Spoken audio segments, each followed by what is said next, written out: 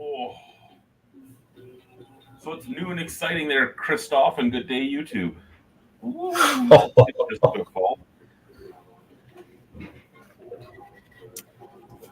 So the gnarled branch who likes to show up in our chats and all that. I bought two of his Yes. prints, and they're upstairs on the walls. And then he sent like a postcard size print of one that I actually was contemplating buying.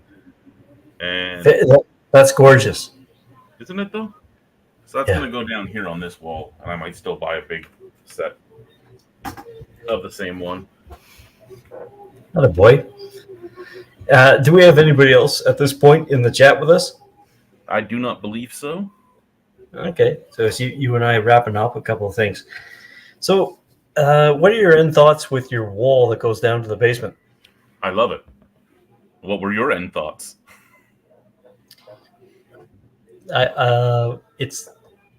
It's not to discredit your work. It's not my type of thing. No, that's fine. Yeah, just it's a matter of the arts, right? If you're into it, you're not. But that's big time Rhino going down to the basement. Yeah, I wasn't. There was that one little line on the window, and I don't have a table saw, so I couldn't actually rip the wood down the middle. That's right. So it's a whole bunch of little chunks. You don't notice it when you're farther away, but as you get close, it doesn't look great. And I don't like that one part, but I had nothing else to do unless I tried to rip with like a back saw or something by hand and try and keep it perfectly straight all the way down. Look at the difference between the shirts we're wearing. That's why it's not necessarily my thing. We went into a Home Depot a few days ago because I had to buy. Oh, what was it we were even buying? Oh, the paint for the laundry room.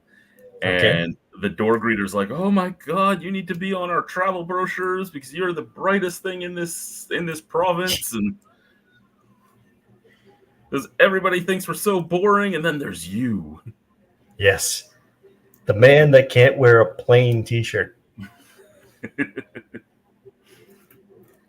It was kind of funny. Like, I just want to buy my paint, and then my wife gets the blandest damn paint in the world.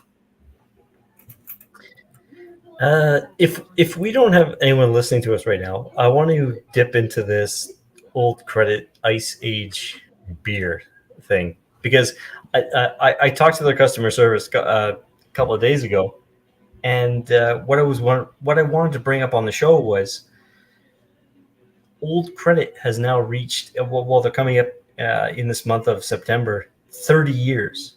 They've been in business for 30 years. So I want to give them a little bit of credit to Original Craft Brewing, which is a funny topic between you and I.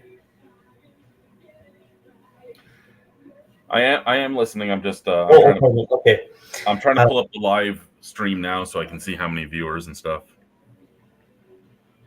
So continue. Well, you and I ribbed a little bit that they have 3 different beers, but it just seems like they just changed the malt profile for 1, 2 to 3. I think they have a honey, an amber, and the Pilsner, the Old Credit Pilsner. I think they're still ales. I think all the original beers are ales. But what they have launched in the past couple of weeks is they have a Hell's Lager. So Old Credit Brewery now has a different beer, and that's why I want to do a part 2 of this at some point because I want to call the brewery and just get a little bit more background information on what's going on with the new beer. They've been rocking 3 beers. That seems like they've just kind of Fruit Looped one to another, and now they have a full-on new beer. Is it still the same original old couple that runs it?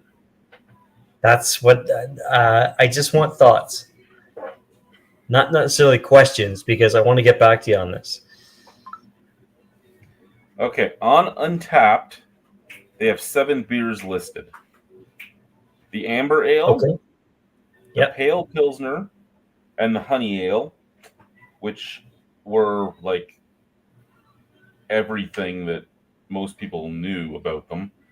That's right. Then they had a holiday honey, which was another honey ale. I don't know if they just changed because there are other. So of these 7 beers, other than the Helles, everything seems to be just kind of a renamed version, right? Because we had the Pale Pilsner, and then they have By the Lake Pilsner. Was there any change in alcohol percentage on the holiday honey? No, 5 and 5. Then, well, that still goes within the guidelines. It could be anywhere between 5 and 6, but everything is straight 5 listed too. It's such a.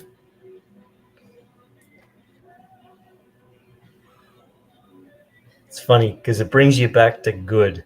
If you enjoy the beer and you live near the place, you drink local, then there's nothing to scratch an itch at. Yeah. So there's 2,500 ratings for amber, and it's looking like it's sitting at like a 3.37 out of 5. Okay. 100 for the Pale Pilsner, and it's sitting at 3.3. The honey ale has 800 ratings, and it's sitting at 3.3. And every other beer, like the other 4 that are listed, one of them has 1 rating, 1 has 2, 1 has 5, and 1 has 7. Okay, well, that's the internet. I mean, it's not to say that local people don't disagree or enjoy the beer. And the Helles that you were just talking about, it's the one with like 5 check-ins. It started in July, and those are just a plain can. So I'm guessing they hadn't decided what they were doing yet with it. And the latest, like the earliest, is 5 hours ago. Somebody drank it and said they loved it. Okay. That would be a beer to check out. A new beer from Old Credit. Yes, a brewery that really, like you said, was not known for much. They were a lot like Steam Whistle, where they didn't change much at all throughout the entire history of the brewery. That's right. Or even Cameron's. Cameron's didn't do, until recently, Cameron's didn't do a lot of new stuff. It was like their base 4 and then the few odd beers here and there. Black Oak was the same way. It was like their 2 and then the odd beer here and there. It's a weird to think that they're still around 30 years later when they didn't succumb to any of the things that you would expect a brewery to succumb to, and they didn't have to bow down to anything. They just stayed the course with their 3 beers.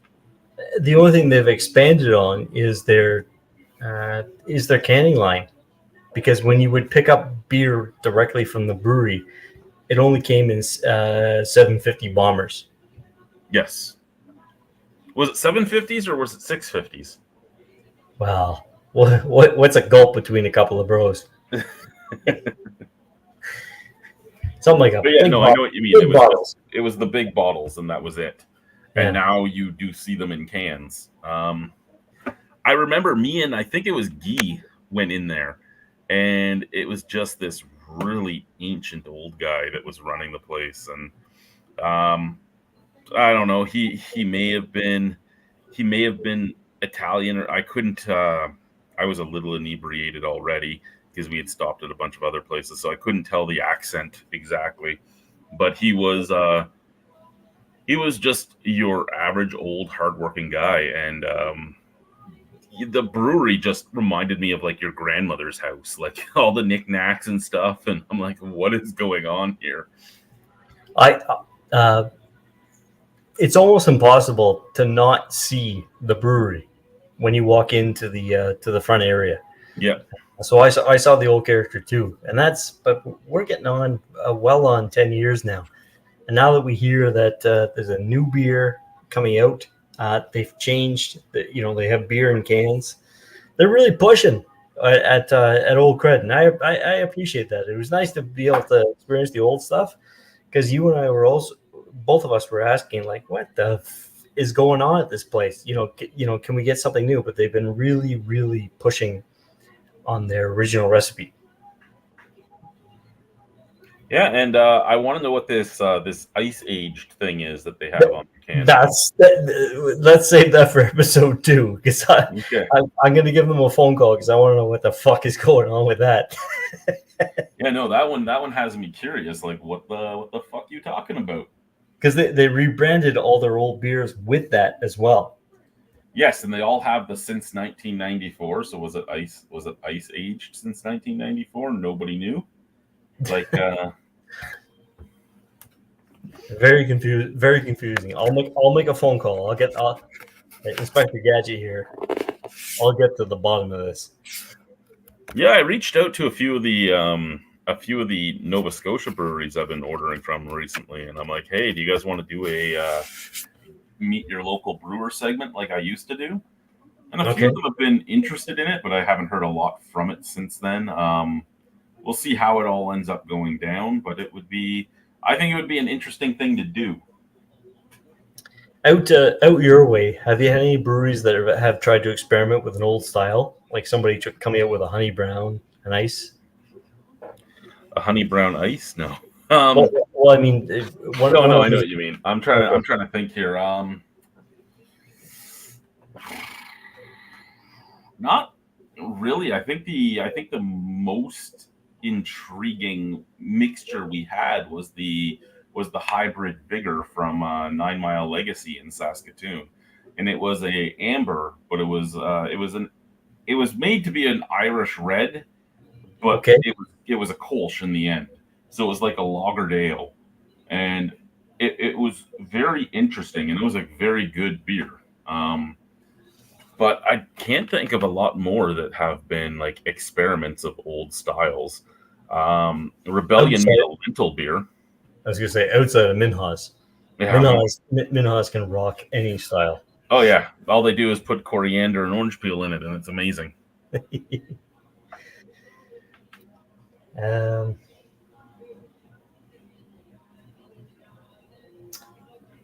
a good one.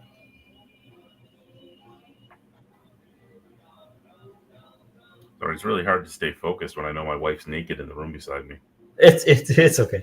I've got a show written for us, but I want to kind of keep it for a show. This is a little bit off the hoop. Still nobody in the chat room? Last time I checked, no, nobody. It's the long weekend too. There might not end up being anybody. I know Brian said that if I'm still on in now it would be about 30 minutes, he's going to be joining. Okay. I've got my weekly Where the Fuck is Dave? I love that guy. Well, and he's a pretty damn good artist. Attaboy, Dave.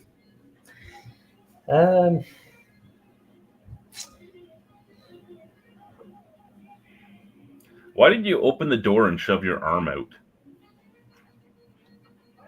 Why did you open the bifold door and throw your arm out at me? If we're still kind of shooting the shit on topics, Belgian beer is still pretty darn quiet. Yeah, seems to be, in the back burner. Other than the breweries that still do a lot of Belgian styles, be it Bench, be it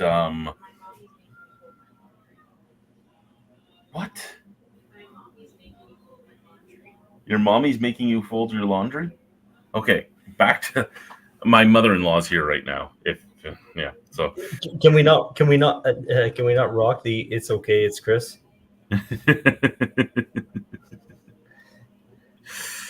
I sent you mail. God damn it! So where were we? Belgian beer. Belgian beer, yes. So New Limburg is still all Belgian all the time. Bench Brewing still does so much fodder aging and everything else. They're very Belgian-esque.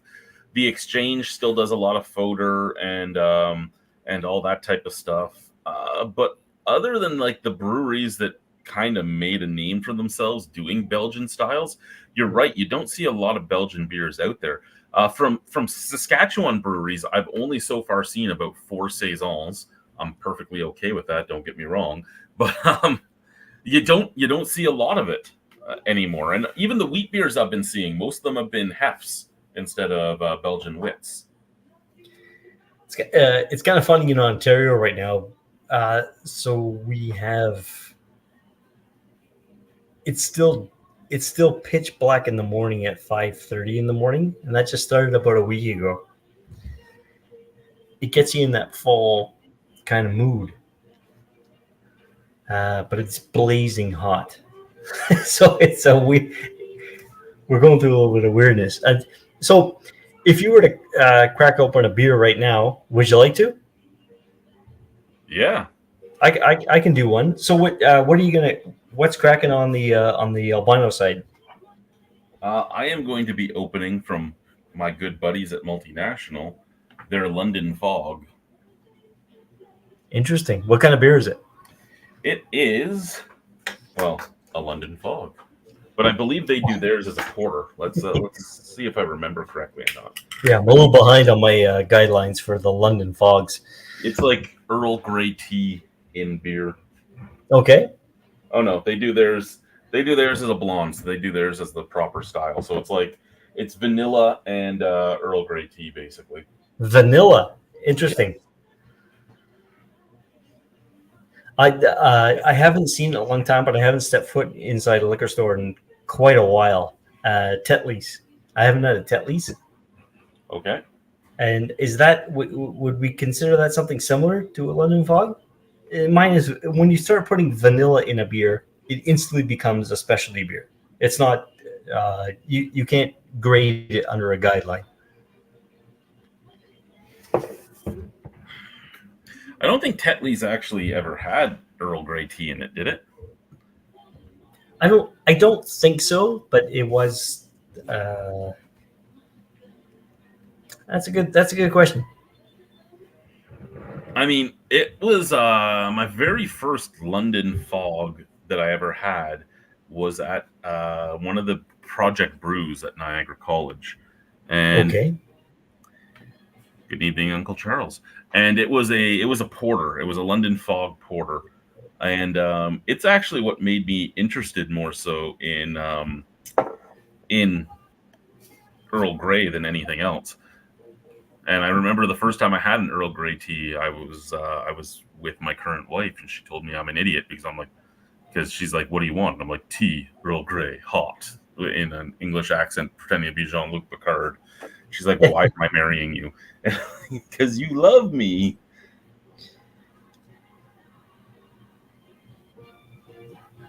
There we go. We got the whole thing in the jar. What are you cracking over there, sir? I am gonna crack an abortion.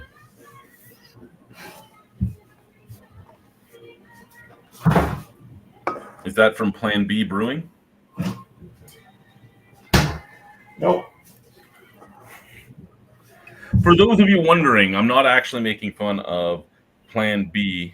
There was a brewing company in St. Catharines, in downtown St. Catharines, right on St. Paul Street, that had named itself Plan B Brewing. And the guy had no idea that there was a Plan B drug and had no idea about any of it until people started asking him, "Why are you called this? Are you making fun of this?" He's like, "No, it's because this was Plan B." He goes, "Plan A was for us to be out in Font Hill doing our beer here and here and here." And his beer was imaginative, but and his brew house was one of the really cheap, like, homebrew setups you could get. And I say really cheap, it was probably still like $30,000 for everything he had, because he had like they were plastic, but 7 conical fermenters, and he had the natural gas brew house and everything else, but with the big tubs and all. So he probably put about 30 grand into it, but he had no temperature control at all. Okay. And in a building in downtown St. Catharines, and those buildings are all rock and everything else, but they get some pretty fucking mighty hot in there. And he had a lot of off flavors in his first few batches of beer before he started figuring something out and how to do things. Wicked humidity in St. Catharines. Yeah, so it was really hard, because he let me in to review his beers before they even opened, because he wanted me to drop some reviews. And there was he had 7 beers when he first opened. And 4 of them were really good and 3 of them weren't. So I had done my reviews and I held back the 3 bad ones until after he opened. Because I'm like, I don't want anyone to watch the bad ones and be like, I'm not going there, and let him have his chance. But after he opened and he was open for a few weeks, I posted my bad reviews. And he's like, you didn't like them? I go, no, man, you had no temperature control in your fermentation at all. I did not like them. That was full of off flavors. It was full of this. It was full of that. He's like, well, why didn't you tell me? I go, I did. And you didn't want to listen to me. So whatever. But yeah. Uncle Chuckles, we're just sitting around getting pissed up tonight. If you want to join in the video chat, it's not an interview. Have at it. And ready for I don't know if St. Catharines. I don't know if Saskatchewan has any pumpkin ales. To be honest, I have not seen any yet. And Saskatchewan seems. Go ahead. Sorry, that's quite good because I remember a time not too long ago where we were starting to have pumpkin ales coming out in June. Like pumpkin seeds were just going into the ground at that time. Yeah, I don't know if Saskatchewan does them or not. Nobody's been able to really tell me. So it's a question for Uncle Chuckles. In your area, what do you notice being the craze? Yeah. No, Oktoberfest, I'm sure I'll see a lot of those because Pilsner is the number 1 beer style here. Yes. So I can see a lot of Oktoberfest happening. I don't know if I'd see a lot of pumpkins. You would probably. I don't even know if there'd be a lot of pumpkin farms here because the ground is perfect for barley. It's perfect for wheat. It's perfect for lentils, all that type of stuff. So do you waste some of your room on your farm for a pumpkin, which is really just a cash crop in October? Yes, you do. I have a close personal friend who's a farmer, and yes, they do section off a part of their farm just for pumpkins. Let's say a good half acre. You've seen a few pumpkin sours. That's an intriguing thought. Chad, I didn't get back to you. I'm drinking a Ground for Punishment brew, cider. It's they call it shiny apple cider. Okay, I know shiny apple cider. Okay, yeah, this is enough to bring you back from the dead. So 7% straight across the board cider. Uncle Chuckles is talking about the question I asked him in regards to what seems seasonal in his area. What's popping up? Tell us about your beer, Chad. I fucking love this beer. I've bought 2 4-packs of this in my time, and you of all people know how often I buy more than one of something. Yes. Great beer. It's almost the backbone of a pale ale because you do get that like earthy kind of copper tone on the back end, and then you have the Earl Grey tea, which is nice and herbal and just blowing up in your face, and then that vanilla just rounds everything out. I fucking love this beer. Cheers to you, Paul. Why the fuck aren't you in the chat? That's right. We're not having an interview. We're just a couple of guys at the bar tonight. Everyone's welcome to jump in. I gave you the link, Paul. You should come say hi to Chris and I don't know. It's a long weekend. You might be out. Who knows what's going on, right? How prominent is the vanilla in that beer? Because everything about it sounds great, but when you keep bringing up vanilla, it's got vanilla. It's almost like mint. It's a very defining character when you're making a beer. Okay, well, first, cheers to you, Spence, who is currently in my old hometown. Well, it's period my hometown, in my old stomping grounds. Banging the old wife. Pardon? I said banging the old wife. No, when I was in Ottawa, when I was in Ottawa and Arnprior, she didn't talk to me then. She was in love with me, but she didn't say anything to me. Right. Because she's That's the- stupid. And it's the past. Nothing but bullshit in the past. I'm bouncing around chats with it. Oh, hey, Uncle Chuckles. He says, "Yeah, we might see him tonight." I can't imagine who he's talking to tonight. You know, if you're not with us, ooh, you need a new set of Reeboks, bud. But to answer your question about the vanilla and how prominent it is, it's fairly mellow. If you end up getting like an Earl Grey tea from one of the fancy places or something like that, you'll always get a little bit of vanilla on the back end. It's basically just rounding it out at the end. It's not like it touches the front of your tongue and you're like, ooh, vanilla, but like it's in that dirtiness and that copper coininess at the back end that's mixing with the herbal tea. The vanilla is just kind of like pushing it all down and going, hey, let's all be friends. Oh, that's boner talk.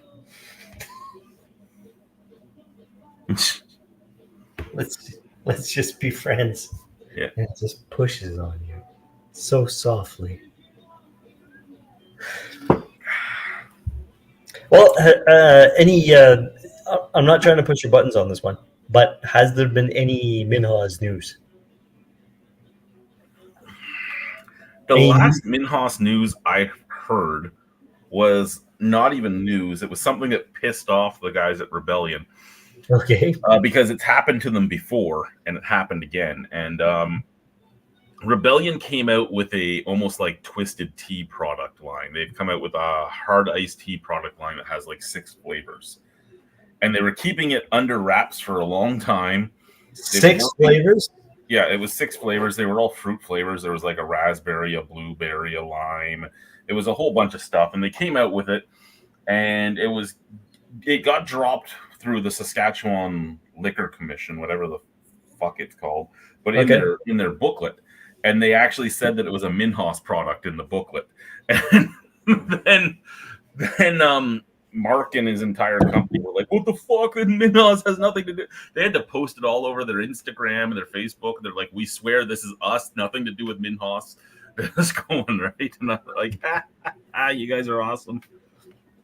I can still see Minhas bragging, right? Like just going through the dry storage. I want you on camera for this one. We got potatoes, we got mints, we got everything.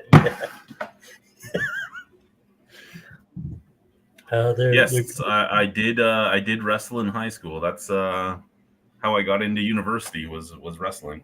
It's how I got beat the fuck up by Brock Lesnar. Wrestling. Good heavens! On the first day of official Olympics, there was a gentleman from Australia who won in the backstroke Paralympics. Pardon me. I have to look it up. I have to see it. Anyway, what I'm getting into is the man has no legs, almost no arms. One arm was close to a nub. He won gold. He won gold. By a blistering amount in the backstroke for the Paralympics. I have to look it up just to get you the name, just to get you somewhere close. But extraordinary. He was swimming against men that had full arms and legs.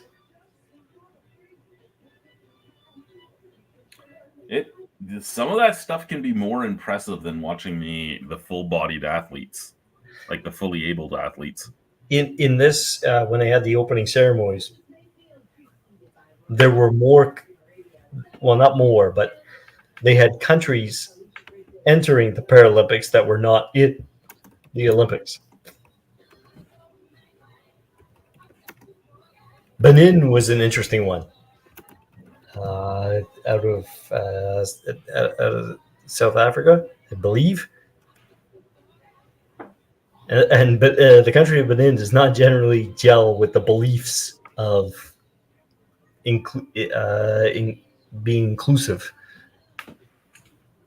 They still, the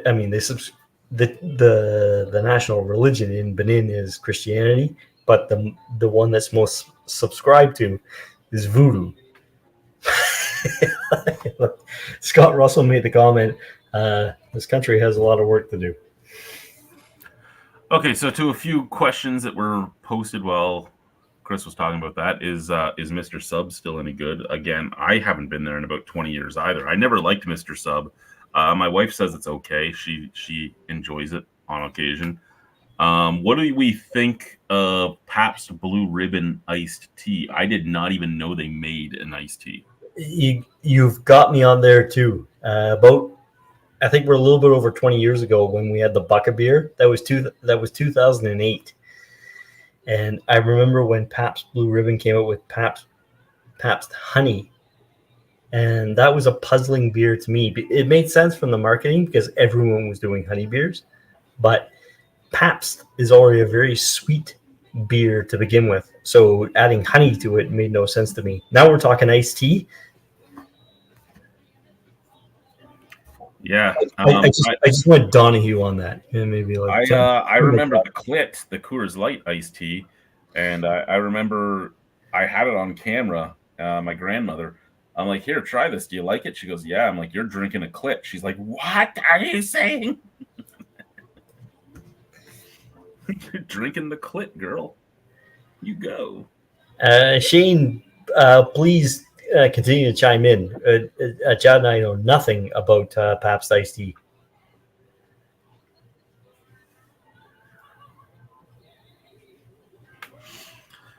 Yeah, but then you had to go to Windsor as a kid, Uncle Chuckles. Who wants to go to Windsor? Not even people in Windsor want to go to Windsor. Outrageous.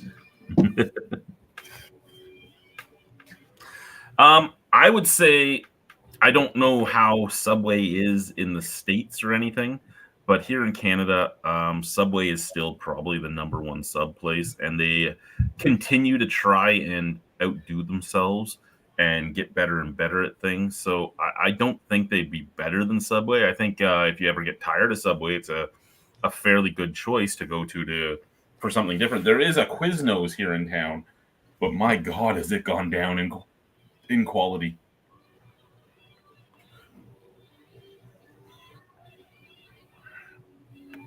Yeah, Mr. Submarines never kept up with the advertising and the promotions of Subway. I prefer a Mr. Submarine. Just if I'm going for a submarine sandwich, yeah, I go in for a classic. Okay. Yes, Ontario's drinking age is still 19. I think most of the country is 19, isn't it? I know there's some 18s. There might be one or two 20s. I can't remember. Where's my phonesy at? But yes, Ontario is still 19. And at one point, Windsor was probably a fairly good upgrade from Detroit. Nowadays, Detroit and Windsor are kind of known as sister cities, in that Windsor is like Ontario's Detroit.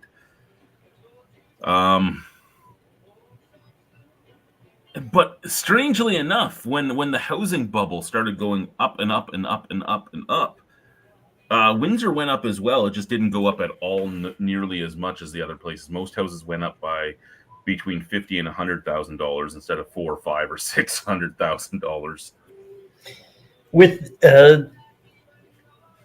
With the last 10, let's say 10 reviews that you've posted, Chad. Yep. Where are you now on gimmick beers? You know, strawberry, vanilla, marshmallow, that kind of shit. The experimenting from new craft breweries. Guys have only been around 5-10 years making vanilla floats. You know, I get excited for some gimmick beers, and then some gimmick beers are very, very overdone and very, very, not even that great. Like the creamsicle beers that everybody's coming out with now, that is that to me is just fucking gross. But I hate creamsicles, right? For some reason, the orange and vanilla mixed together just makes me gag. I don't know why. It does. There's a new bridge. Coolio. Other than that, I mean, a lot of sour beers are gimmick beers in an extent. and they're just I like sour beers, but they all, just like IPAs, they all basically taste the same. And the problem is that though there is a plethora of choices out there, Right. because something works, every brewery jumps on it, right? Like you can find a dry hop sour all over the place. Hell, I have one sitting over here, and it's from Nokomis, which is here in Saskatchewan. It's in Nokomis, Saskatchewan. This is the one Mr. Mustard there was talking about last week. About this is the beer he drinks all the time this summer. Dry hop sour. It's Cascade dry hop, just like every other dry hop sour. It tastes the exact same as every other dry hop sour out there on the market. Like that stuff just gets frustrating after a while, because there's 160 plus variants of hops now, albeit not all of them give a good flavor or anything like that. But how many do brewers use nowadays? You can Sriracha Ace, Cascade, uh, Citra, Cashmere, Idaho 7, Galaxy, the Simcoe to a lesser extent, but still Simcoe. And Yeah. then you get into the just average like East Coast bittering hops and English hops and stuff like East Kent Goldings, Centennial, that type of stuff. Maybe Chinook, but that's basically been overlooked now. Um, If I may, Jed, yes. in Ontario, we've noticed um, we've really noticed the Bank of Canada and how the Bank of Canada is holding interest rates. They've held a massive rate on it, and whenever they make a deduction, they almost seem like a hero. You know, when they drop it at 1.5%, 2%, because we know there's so much there. If they were to drop it 5 to 6%, then it would give away the sham that they're holding. At the grocery store, I told you what a couple of days ago I bought a 6-pack of Pabst Blue Ribbon for $10. You know, six little cans. As I go through the grocery store, the prices range to complete nonsense. Like there's a great deal on something, and there's something that's super expensive. Well, if this is affordable, why isn't this affordable? Sort of thing like that. So the rates are all over the place. So what I'm getting at is some of these breweries have gotten stuck in raking in the cash from what they've been charging. You know, because what are you paying? Like almost $5-6 a can? Close to that, yeah. Your average 4-pack is $18, like $16.99 to $17.99. Yeah. And you have your can deposit, and you have your taxes on top of it. So they've shown that there's room to breathe on this. So with breweries, I can see a little bit of greed coming in because they've gotten used to charging these prices, even when the interest rates have dropped for what they're paying to put into their ingredients. You know what I mean? Yep. This isn't AM 640 conspiracy radio, but I'm having a 7% cider. I'm talking to my best buddy out now in Regina. Yes, they're starting beer and liquor sales in corner stores, which everyone knew if Ford stayed in power, it would end up happening at some point. I don't think he waited long enough to get past the contract with the beer store, did he? No, and I can't imagine what they're going to charge when someone has to go around in a Q van selling major market beer to every little nook and corner downtown Toronto. You got to pay for parking tickets, gas, employees. Well, I'm just thinking, like the main reason they kept saying that he shouldn't push this was how much money they were going to owe for breach of contract with the beer store. And right. I think there was still several years left on that contract, if I remember correctly. I'd have to ask Jordan because he was the guy that would write up every news article on the legislation and the contract. But there was a lot of money at play to open up these sales that the government was going to have to pay out. And you know where that's going to come from? It's going to come from taxation. So it's a scary thing to think about, but only in that aspect. I'm not worried about, think of the children. There's beer in this store. I'm worried about, think of the children. How much money did you just get taxed extra because somebody wanted beer in that store? Uh, Going back 200 years when we had the craze with energy drinks being very popular, I remember a convenience store that was right across the street from a high school, and what they did with the energy drinks was they kept them out of the fridge. Yes, because nobody wants to drink them warm. I don't care. That's right, and I can see that with convenience stores. I would appreciate it from convenience stores doing the same. To Uncle Chuckles there, I have not had either of those beers in a very long time.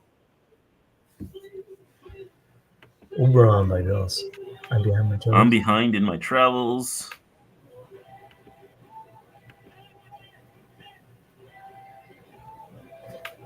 $225 or $250 million. Exactly. Excuse me. So there you go.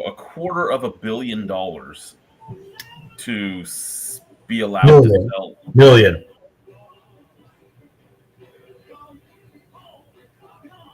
To be allowed to sell beer at a corner store.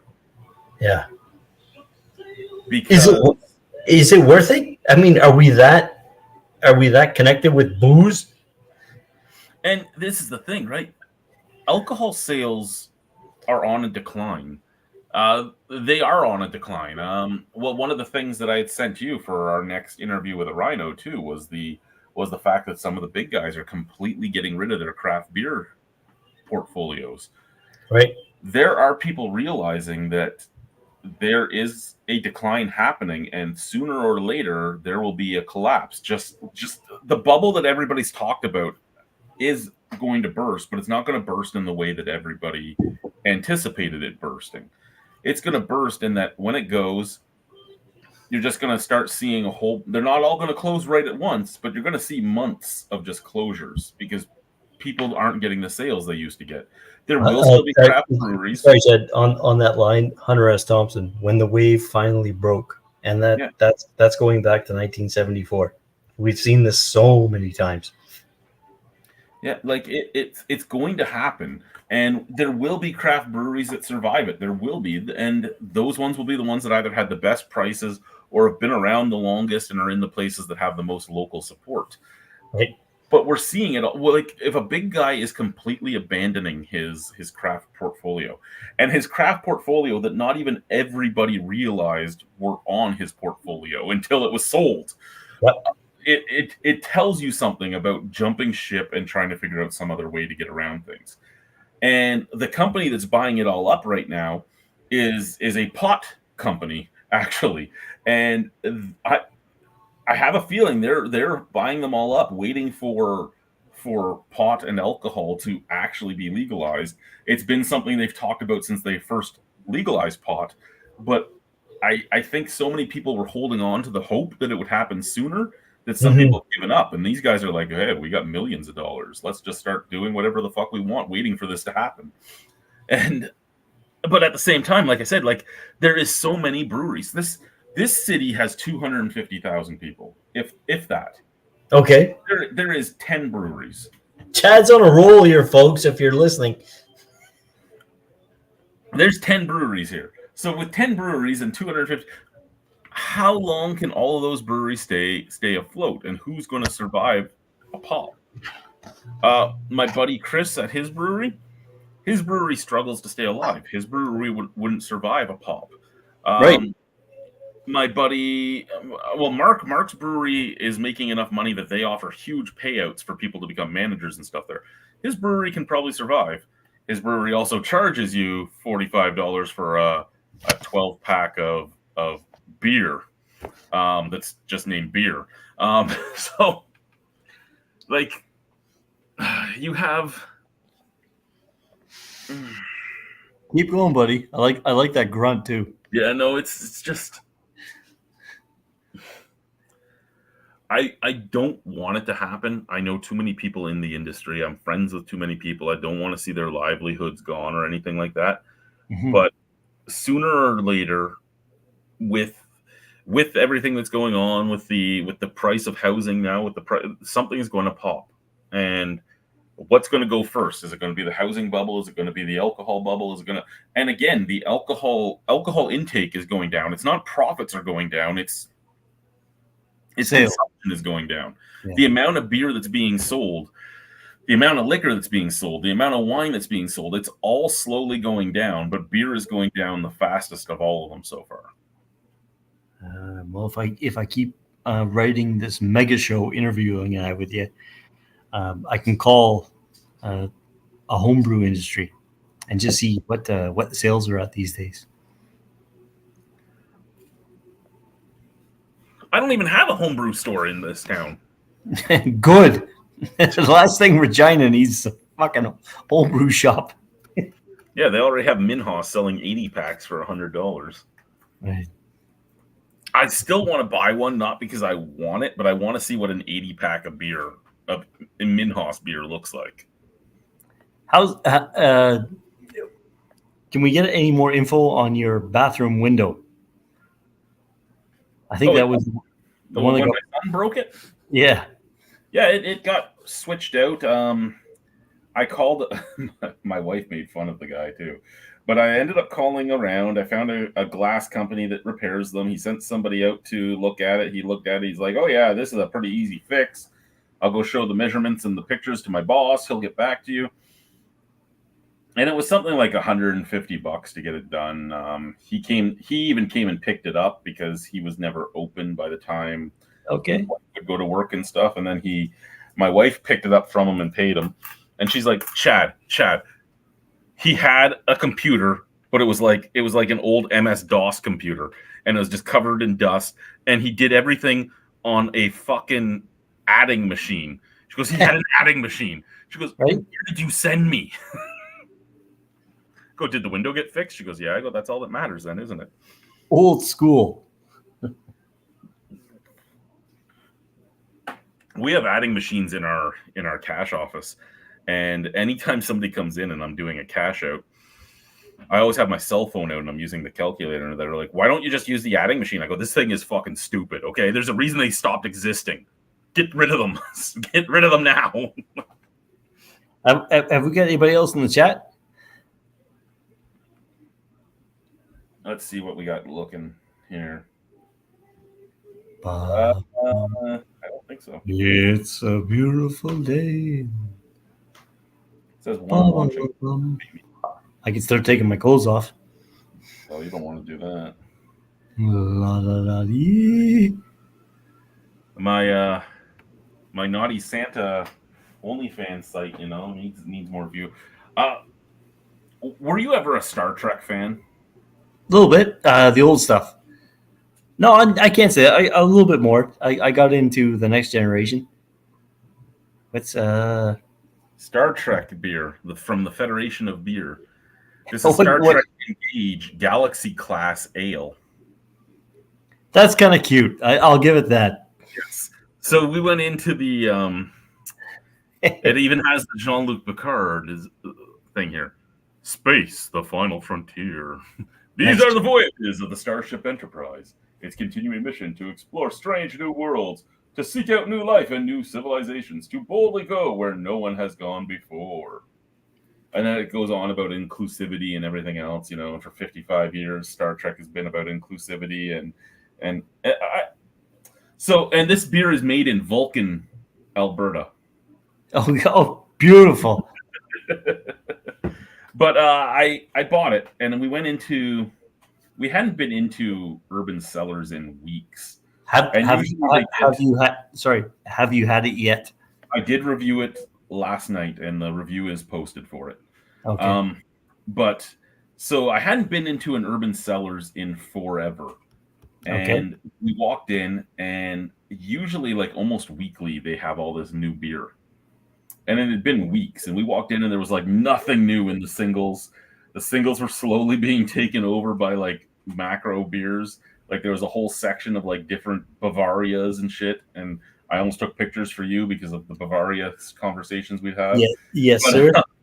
This was a 4-pack, and I don't like 4-packs. And I'm like, I really want that beer. Look at it, but it's a 4-pack, and Alicia's just looking at me. She goes, just fucking buy the 4-pack. I go, no, I refuse. And I go into the fridge. I'm looking around to see if there's a mixed pack or something I can buy to get some review beers out of. I come out of the fridge. I'm looking at this one again. She goes, it's the only thing you're going to buy. Just pick up the damn 4-pack. Like, okay. I pick up the 4-pack. I get home. I'm about to review it, right? It says on it that it's an amber. So I'm excited.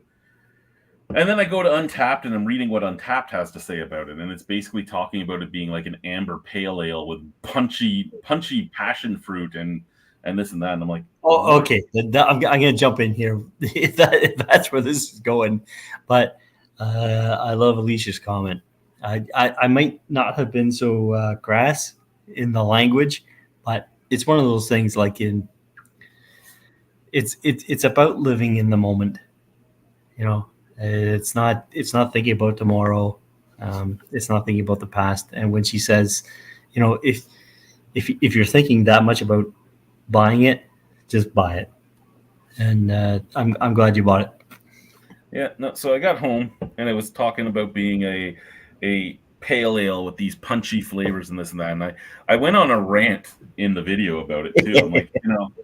Because I hadn't even opened it yet, but I'm like, if you're talking to me on the back here about inclusivity and you know, serenity and being all unity and everything else, you want to make the beer that is the lowest common denominator beer. And I'm not saying that as it's something bad, but you want the beer that the majority of people can get behind and enjoy. Yeah. You don't want to be something extremely unique and be like, hey, I'm a Star Trek beer. Look how unique I am. No, you're talking about inclusivity and unity and everything. You want to be something that I can drink, you can drink, my grandmother can drink, my mother-in-law can, like, you want something that people will enjoy together.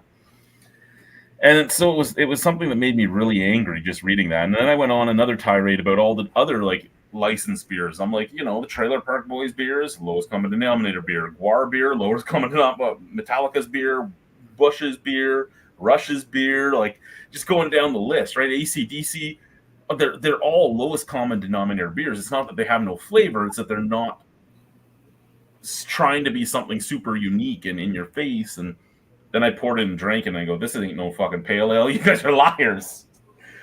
So in the end, I really enjoyed it.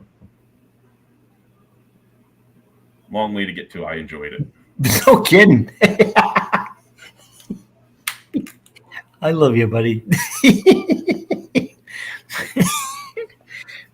Fuck.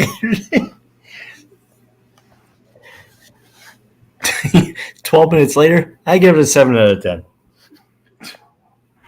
Well, and recently I had one of the guys that has watched a lot of my videos talk about how, oh, you know, in the past you could tell you really enjoyed doing these because you'd read the cans and this and that, and you don't do that anymore.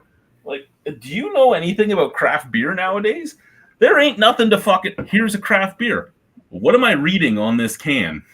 Yeah. There's nothing on it anymore. Here's a macro beer. What am I reading on this can? Like, it's not the old days where they had like spiels of everything on them. Another beer. Nothing on this can except for the ingredients. Like, another beer. Nothing on this can other than the Jean-Luc Picard thing and this thing. Well, if we split down the middle, because I know you got sick and tired of, this is a robust ale, bursting with, you know, notes of citrus. You know, Zubra had some really good ones. There's one in your actuals, I shouldn't say, one in your reviews about the lions. But can you split it right down the middle? I mean, you just went on a little bit of about there's nothing on the can, but you are tired of reading that we only use the noblest hops. It's true. I mean, to an extent, yeah. What I hated was a lot of breweries would put tasting notes. That pissed me off. Don't put a tasting note. Let me decide what I'm tasting, because that will always skew you one way or another.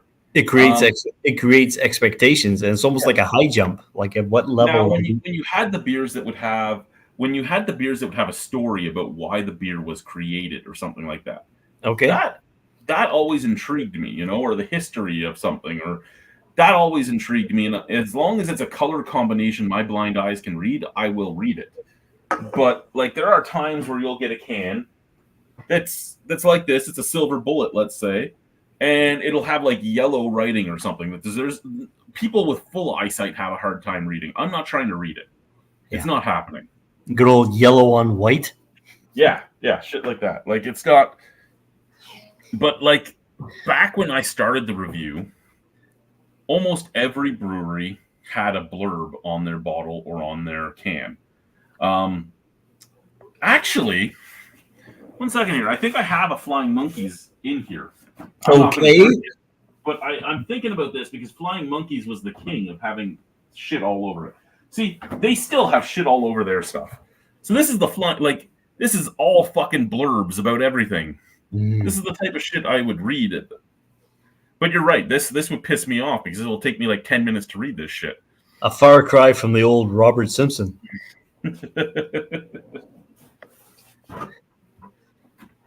Oh.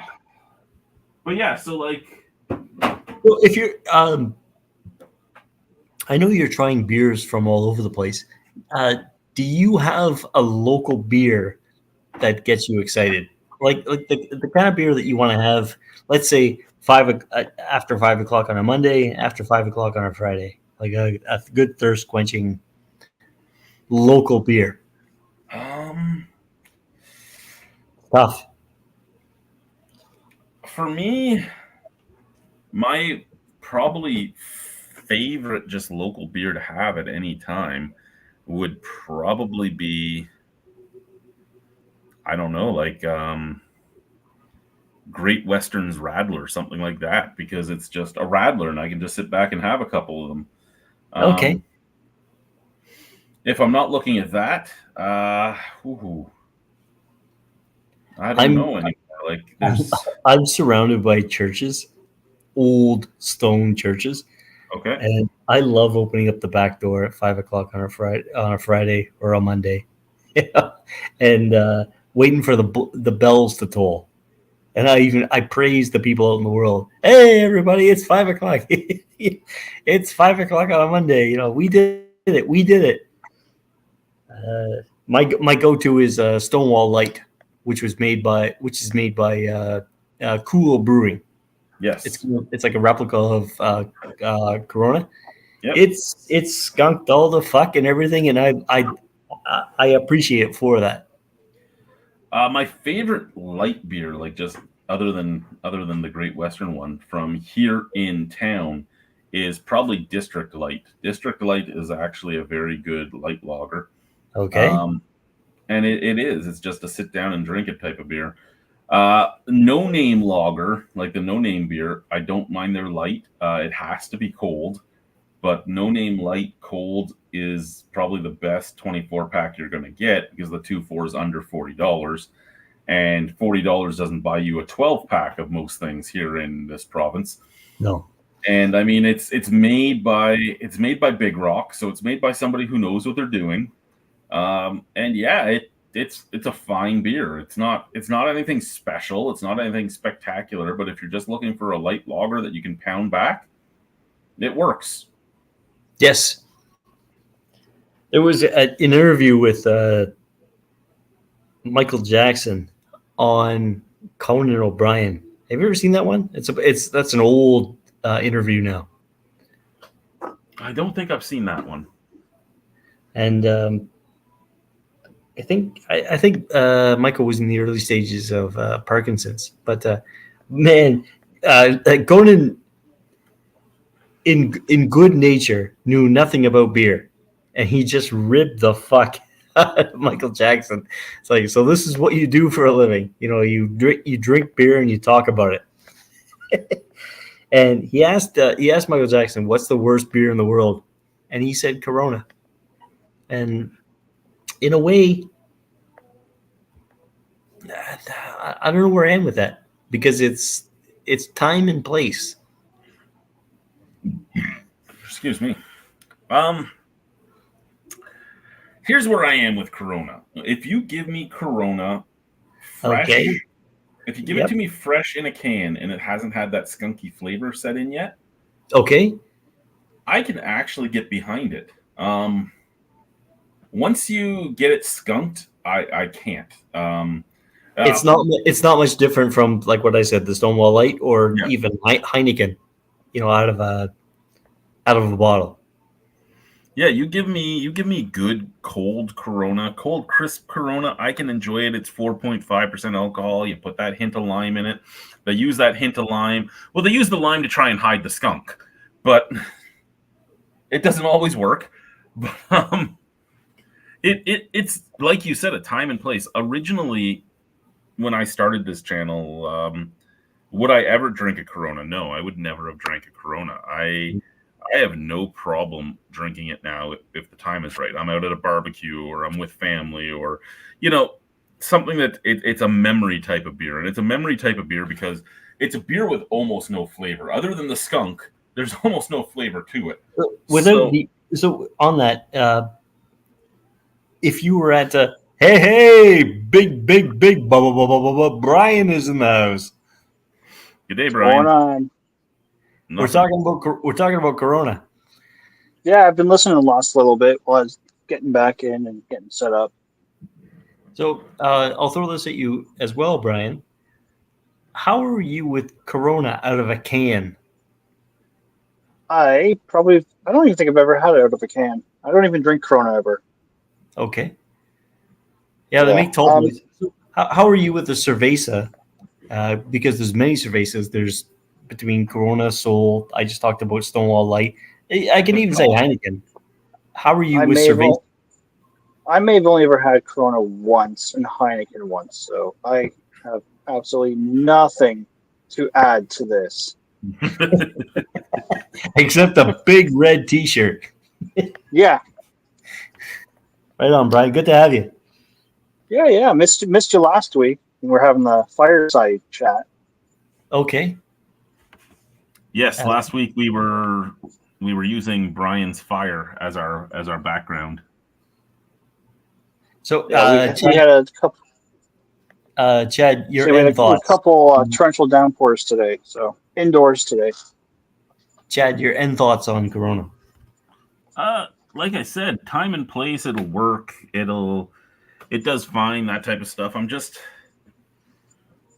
I don't think it's the worst beer ever. No. I also think that part of the reason why he would say it was the worst beer ever is how old he is. And he was on nighttime television. Like he had to. Apparently, Boomhauser is so drunk he fell down the stairs and got his cousin pregnant. Ooh. Yeah, that's our Boomhauser.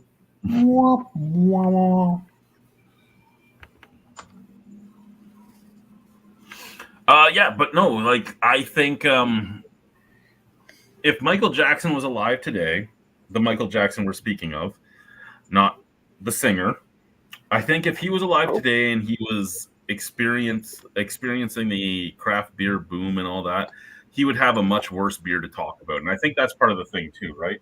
You have to remember the time and place that the beers are even being talked about. Like at one point in time, could Corona have possibly been argued as the worst beer ever? Possibly. I mean, it was mostly made as a tourist beer to give on the Mexican resorts.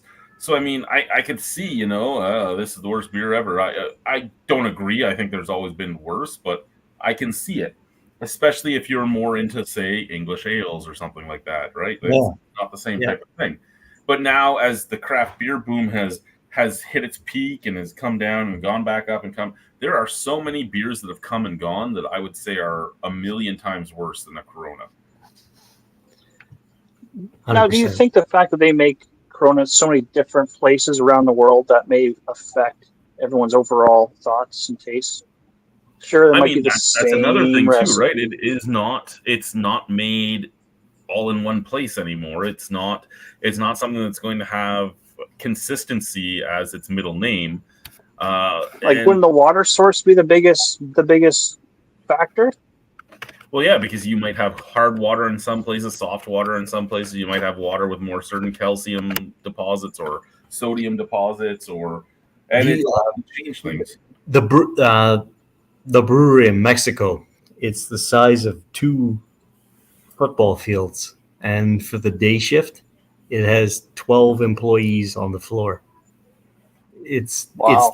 it's that mechanical in there. It's like a science fiction movie with octopuses and what have you. With hey, just imagine what that place is like in the middle of the night. With Also, what, 2 people working. Local to Mexico, I think it's just in Mexico. There is Corona 6%. You can get, I believe that is the Corona Familiar, Okay, and you can get it in some places in the U.S. as well. I've had it before. Not as big a fan of it as I am regular Corona. However, Corona Light, I'm not a fan of.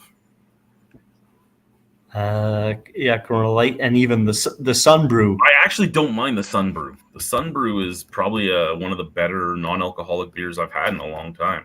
You and I differ in opinion on that one, but maybe it's just the batch that I got. Yeah, I've only had the 1 6-pack, and I really liked it. I've never bought it again. So yeah, maybe, or we just differ in that.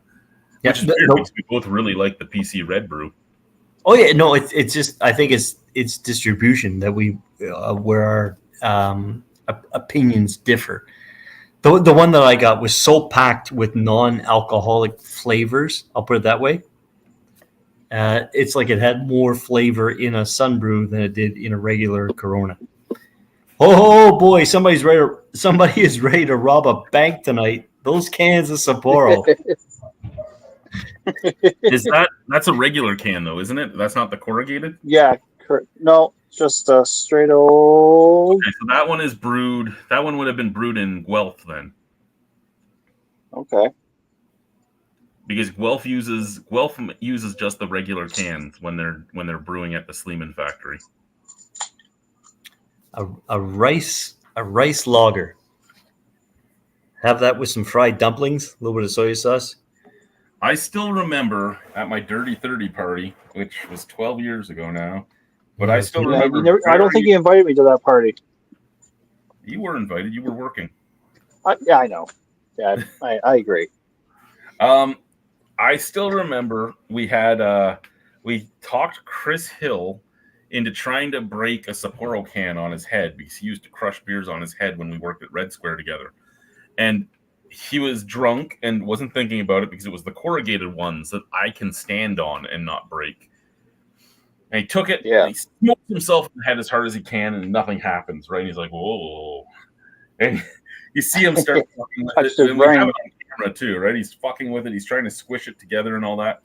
And Boychuk, no, you can't squish it. And Lachlan, he's going to do it again. Let him do whatever he wants, right? Because we know what's going to happen.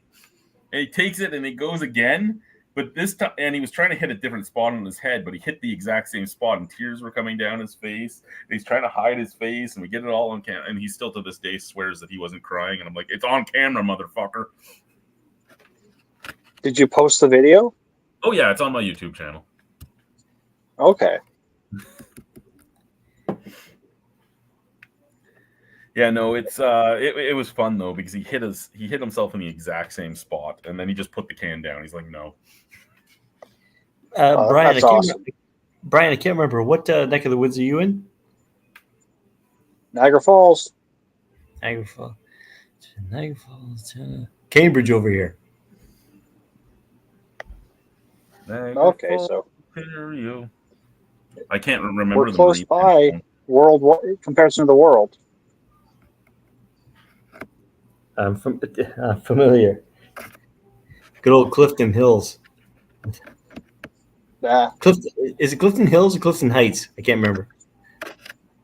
It's Hill. Clifton Hill, yeah. Only one hill, Clifton Hill.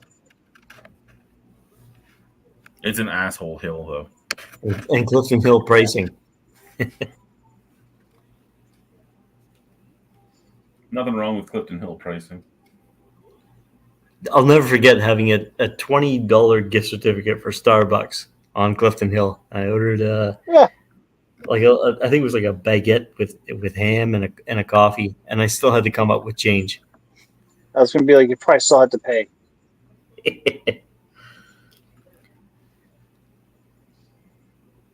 What are you Well- drinking, Chad? I missed it at the beginning.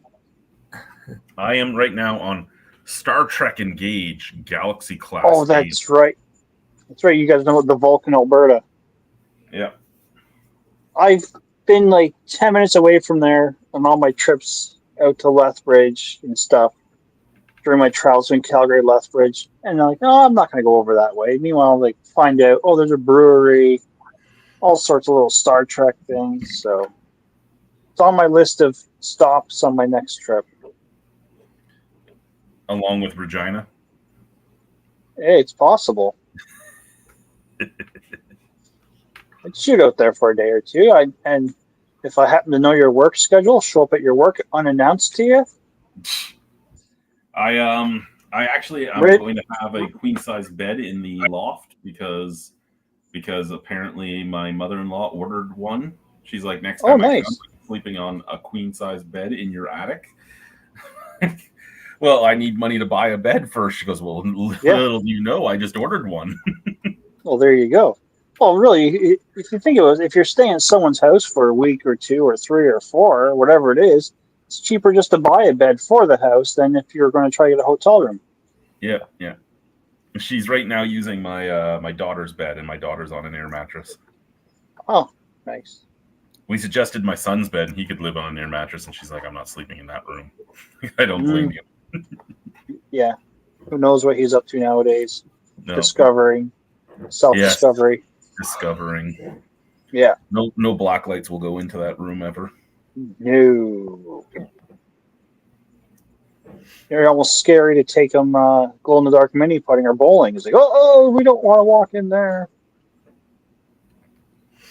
What do you think of my wall, Brian? Your white wall that you painted white, or your burnt wall? My burnt wall. I love it, and I like that you're using your stairs and that as your background for your reviews recently. Like, that's perfect. That's like you have a set now. It's like how when you started doing the furnace room reviews out in Provernatuck. That was like, that was perfect. It's like you just knew, oh, here's a beer review. This is the background. It was unique, right? Everyone can put a green screen with some sort of picture in the background, but when you know it's real behind. I mean, I'll give you that the river mist, now that it's dry, looks a lot nicer, but I don't think it's many shades off of white, and I make fun of her all the time about it. No, I agree, but a fresh coat of paint, whatever shade, color, whatever it is, it always looks nice. It looks, oh, it's better than before. Yeah, It makes it look bigger. When you showed that in your vlog, when you showed the picture, I'm guessing from a hallway, the other room where you shot into the laundry room, like that made things look a lot cleaner and almost bigger. Yes, and that was her thing too. She came downstairs and she goes, "Oh, it looks so much better without that fucking chipboard." Yeah. Well, the chipboard's still there. It's just painted over now. Now you just got to find a mirror and toss it on the wall somewhere. It'll make things look even bigger because it's just that reflection, that extra depth perception. And there's Chris going, "You two are fucking idiots." Ah. I Don't have. worry, we'll get talking about blood work at some point. We all can compare our numbers at some point. We're getting old now.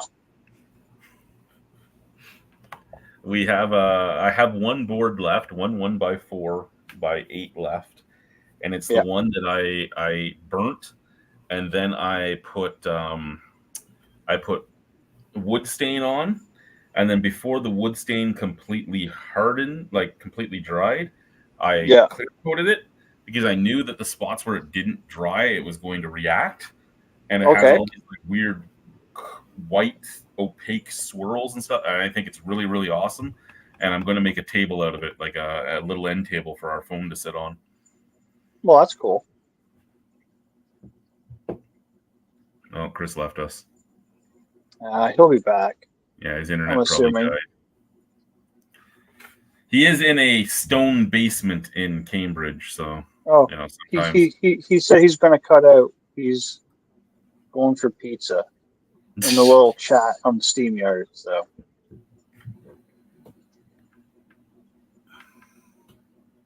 guess we bored him. Oh, did he say that? I didn't see his comment. It's on the chat on SteamYard. Oh, the private chat. Sorry, I let the cat out of the bag that there's another chat.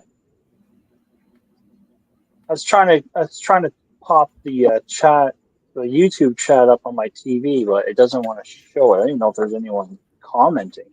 Boomhauser was the last comment. Like, it's not even showing up on my TV.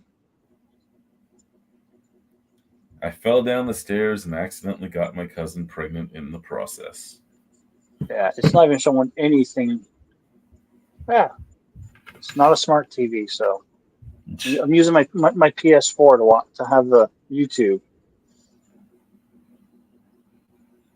So what's new and exciting in the falls? Oh, not a whole lot. We had weather today. We had a thunderstorm and rain this morning, followed by another torrential downpour this afternoon. So all my firewood is wet. So it's inside chat this week. Yeah, see, my firewood's in the garage. Mine's outside. I only have one $10 bag of Home Depot firewood left. Yeah. So that's only like one more fire, and then I'll have to go and buy more. Yeah. I got to dump my little fire pit first, though. Yeah, see, you save up your pennies and try to get a cord delivered or something. I don't know if there's enough time left for a cord. No, but if you put it into your garage and just let it dry so that we have it for next year.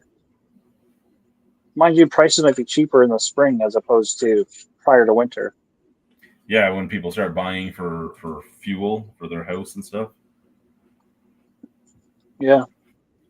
Yeah, too bad you didn't have a fireplace for your house, eh?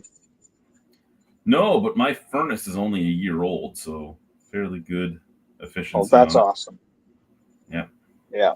How big are your air filters for that? Are they the thin 1-inch ones? Yes, they are the small 1-inch ones. Oh, you're lucky. I got 5 inches on mine. Cost me $128 for 3 of them. And that was ordering them online, getting them shipped to me. Oh, fuck. Yeah. Yeah, I think mine were like $30 for 3.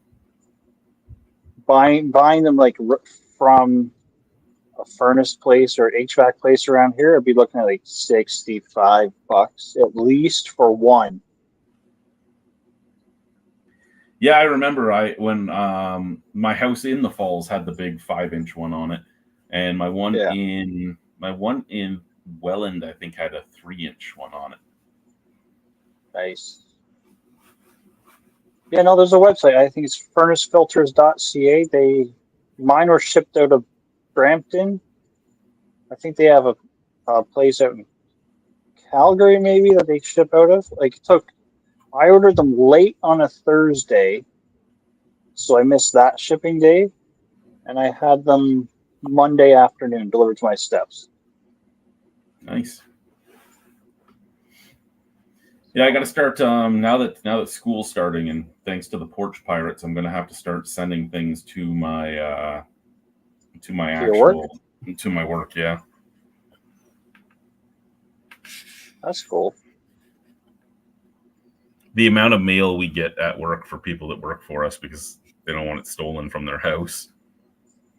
I think that's common with a lot of places, like especially office jobs. Like people, why get it delivered to my house when I'm sitting here for 40 hours a week? Just get it delivered to the office. Yep. But we're not at an office, so. Still. Big sale starting soon. Yeah. Have you been able to see a flyer for it yet? I think they come in on Monday. Okay. I wasn't sure if you get. I have a truck on Monday from. My truck on Monday is from Winnipeg, so I think I'm going to get them on Monday. Nice.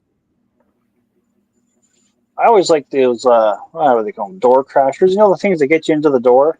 You're like, hey, look. $88 magnet, or $6 solar motion light. Those things sucker me in. I'm so happy Princess Auto's on the other side of St. Catharines.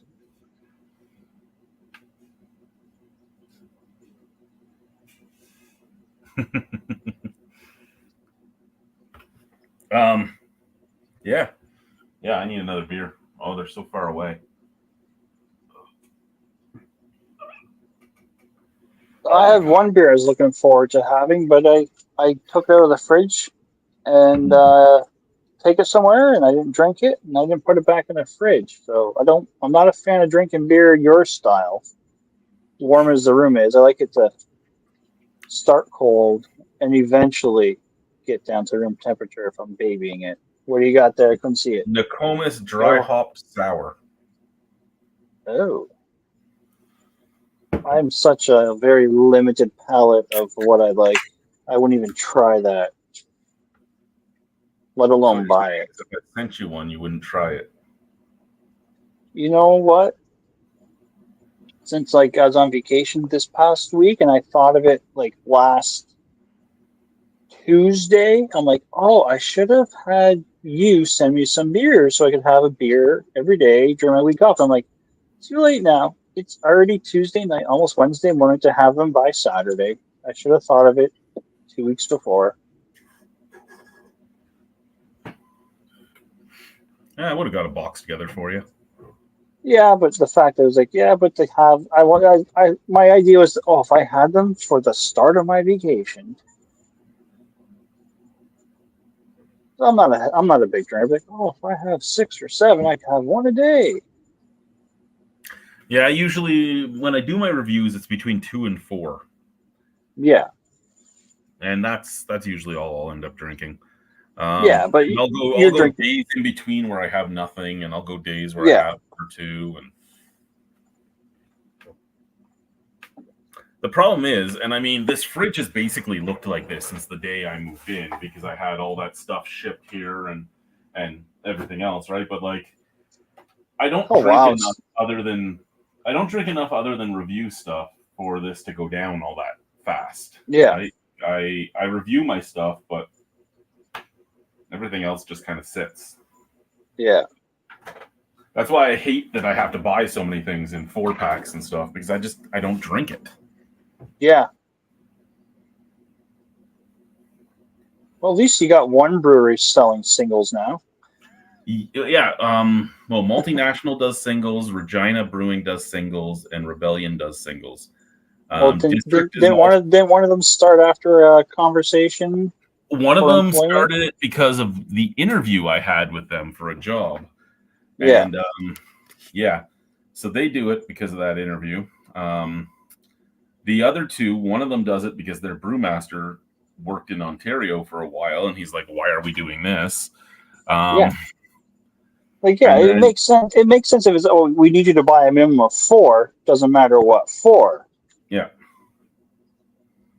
And well, that's his thing, right? Is they want you at their brewery to take 4 beers home, but they don't care what 4 they are.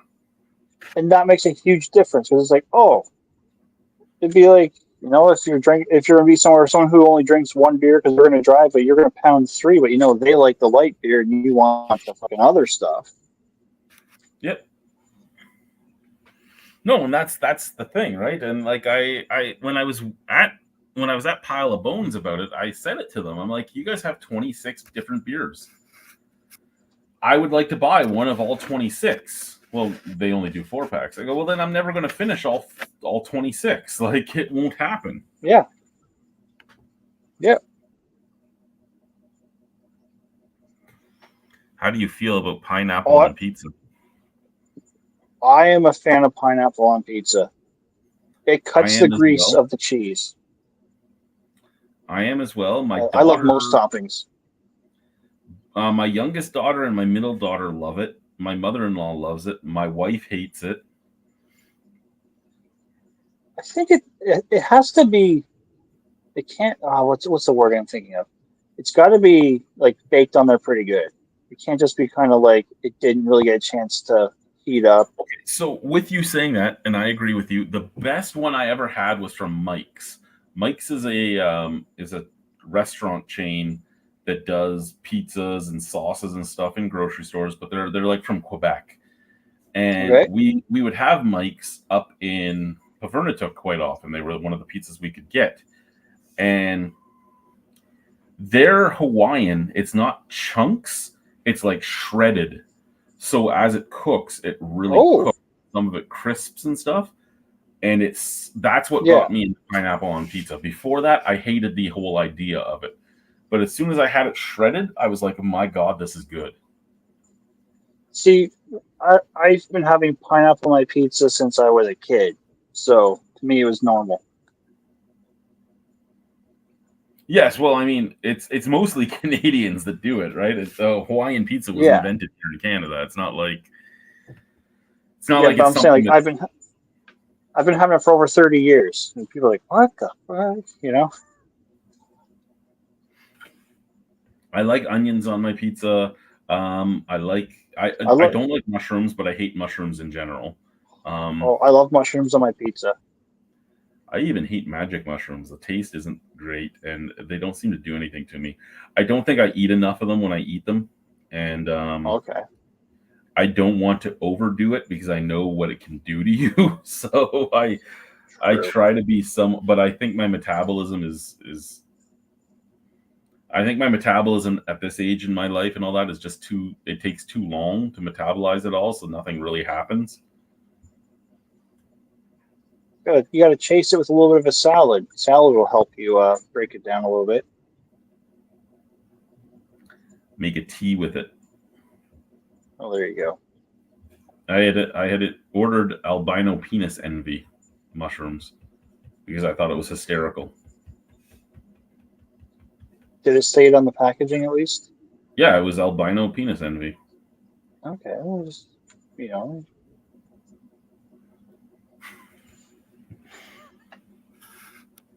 I'll drink to that. Cheers.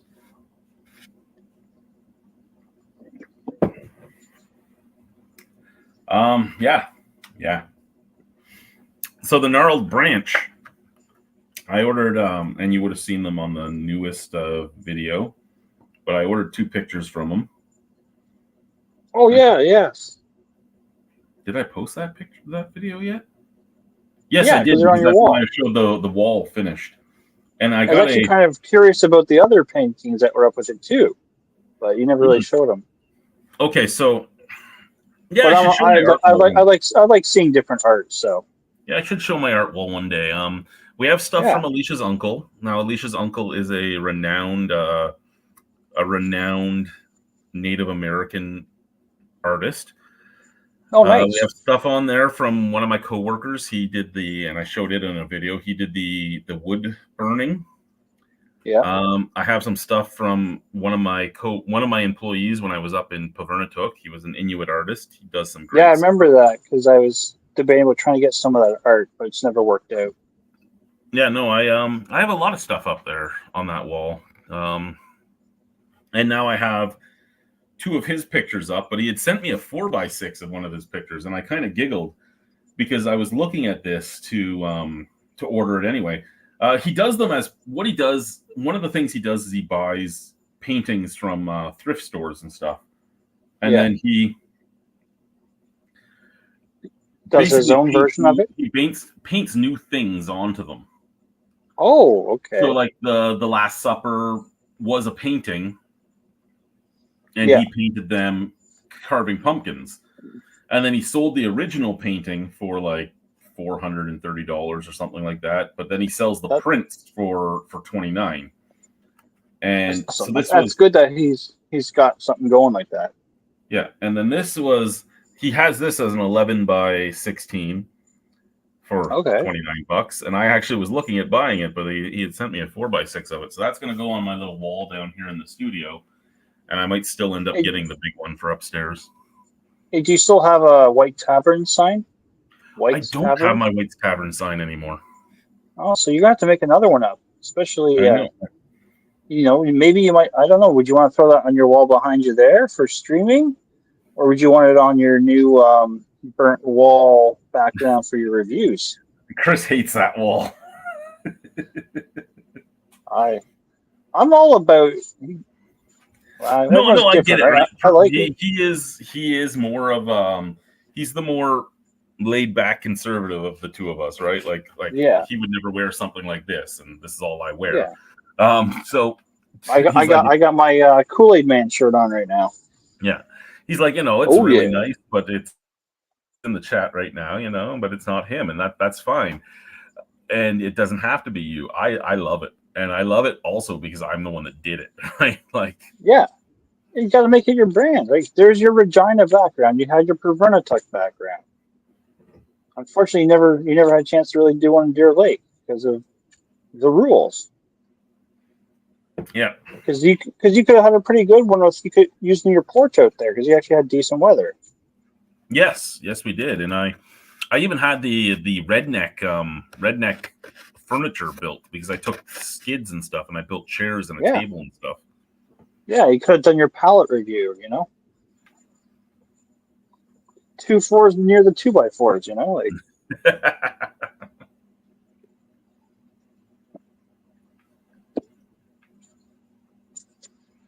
No, I had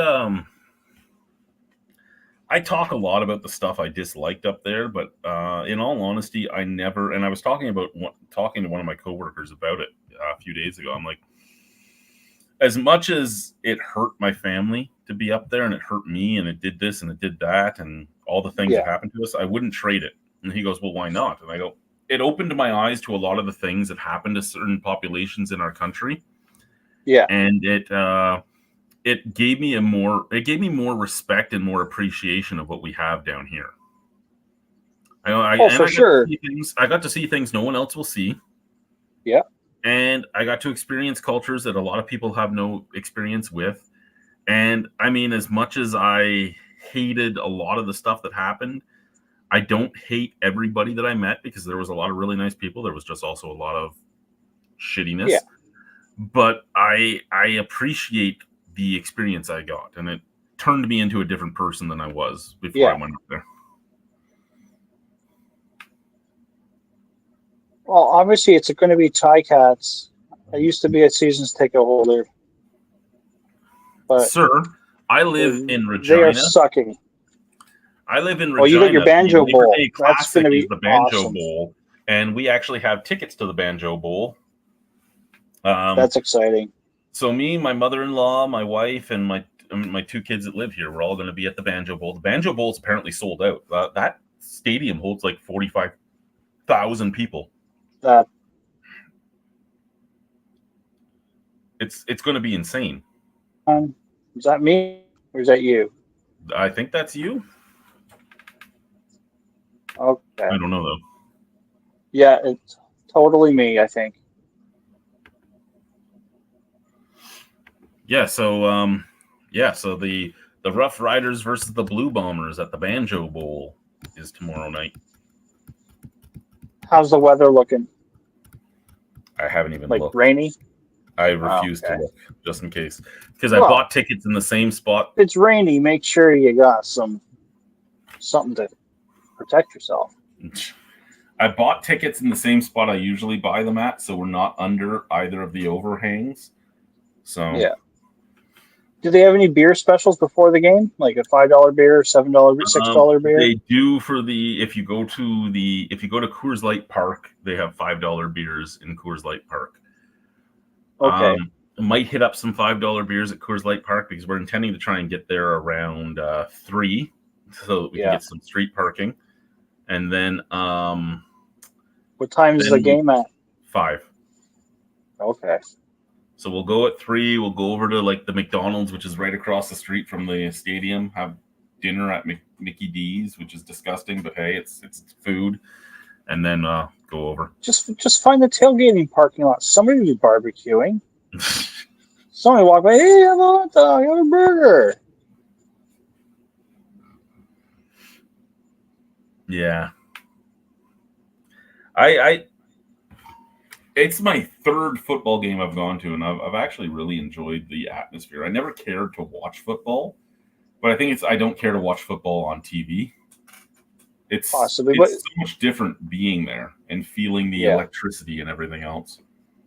and now if you start watching their away games or even their home games and you're not at the game, you might start to enjoy it. It's like, oh, you'll think it's like, oh, I know where that part of the stadium is, or blah blah blah, and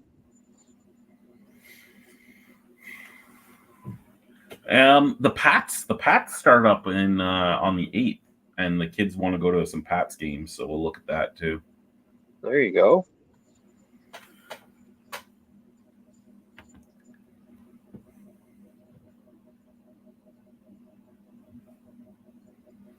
Born in Toronto. Birth certificate says North York.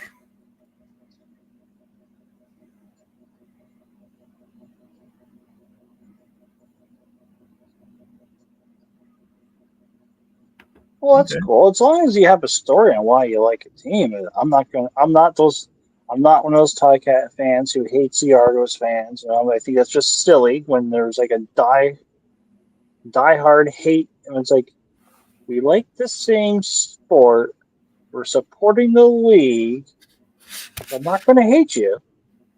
Just makes it fun. No, where was I going to go there?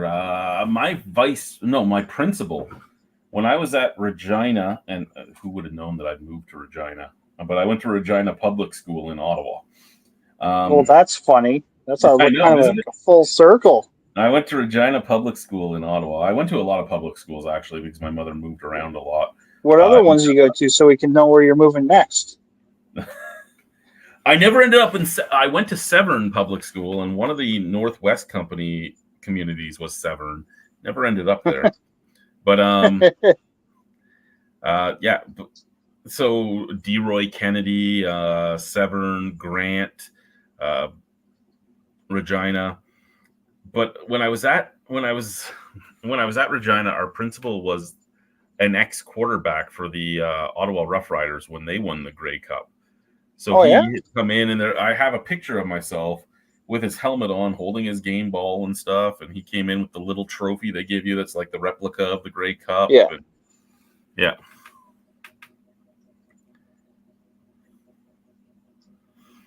Earl Winfield.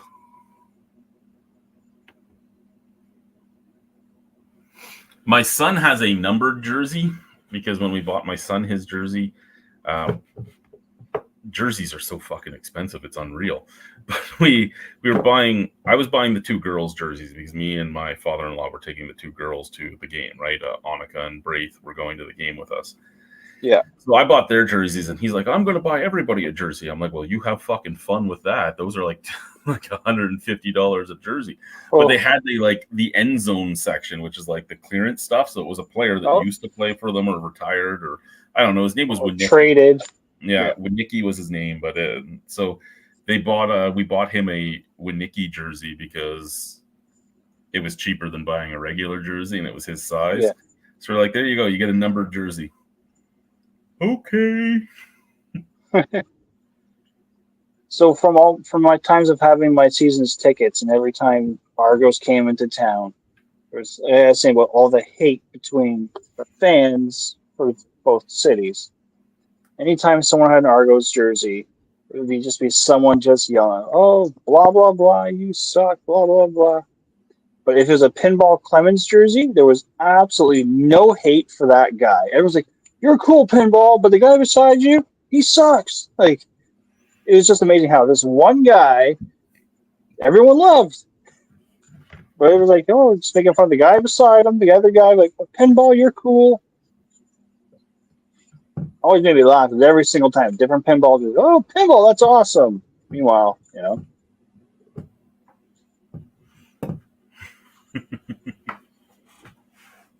I think it's stuff like that always kept me away from going to sporting events and all that. And even now, like, I go in my jersey and stuff, and people look at me funny because they're all freaking out, and I'm just sitting there, and I'm like, look, I'm on the autism spectrum. I'm not as excitable as you. Leave me alone. Yeah. Right. I'm just breathing this in. This place gives me tingles. Leave me alone. I don't want to jump around and cheer and stuff. I just want to sit here and watch the game and feel all the excitement. Yeah. have a if you can get yourself a little bit of a buzz going, sometimes it makes it more entertaining. It takes too much money to get a buzz going on $11 beers. No. You got to start before you get there.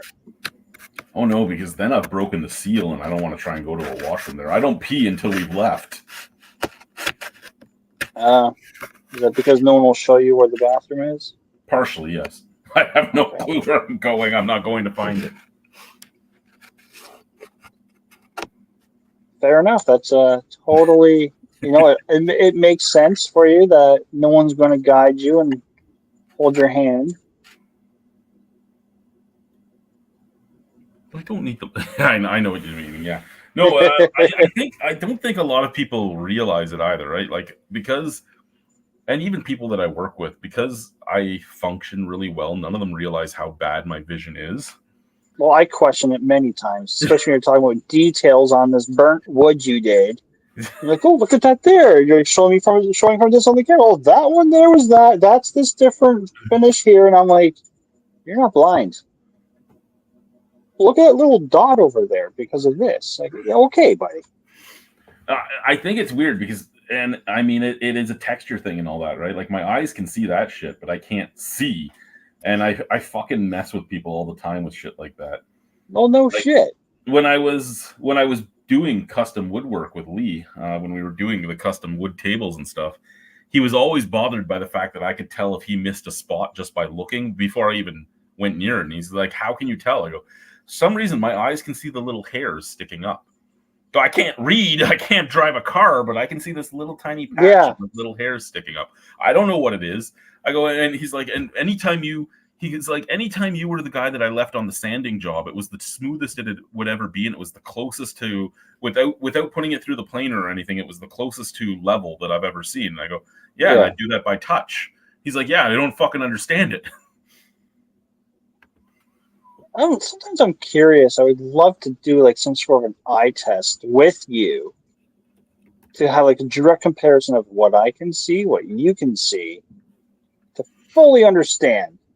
It's like when I see understand it, right? No, because it's like when like I said, you're pointing out weird little things on something you burnt, but when I see you read a beer can, it's like the beer can's inside your eye. So I'm just kind of like, don't know.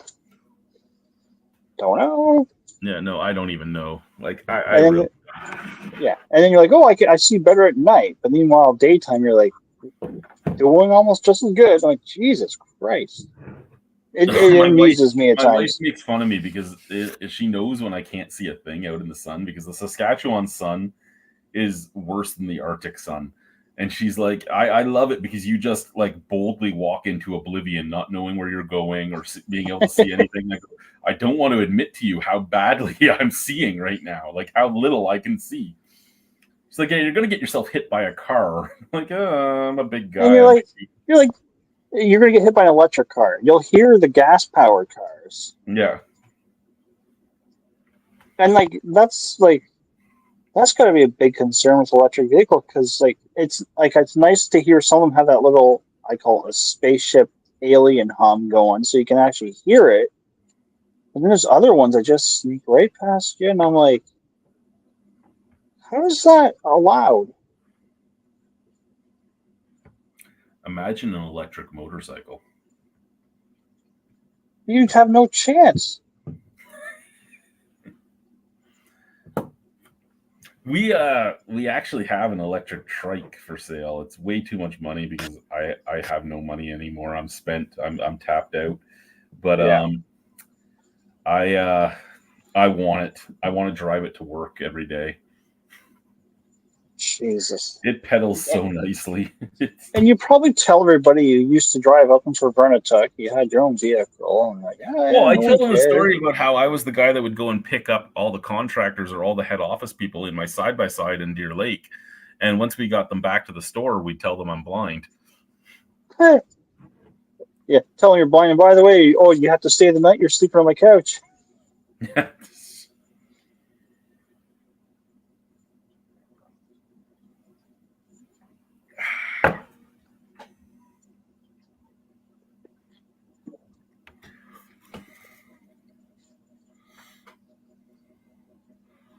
I don't have a favorite honey beer. Fucking honey beers are gross. I don't know if I've ever had one. Like I said, I don't try a lot of beers. What do you normally choose, sir? Me, I really don't know. Like, I have this Sapporo because it was given to me. I had like 4 or 5 given to me, so 4 or 5 Sapporos? yeah. Somebody Yeah, I had like there was like I can't remember, the 6-pack or an 8-pack of a bunch of things. Sort of like, oh, thanks for helping out. Here's some beers. I'm like, okay, thank you. But the other day I bought some. Wow, what did I buy?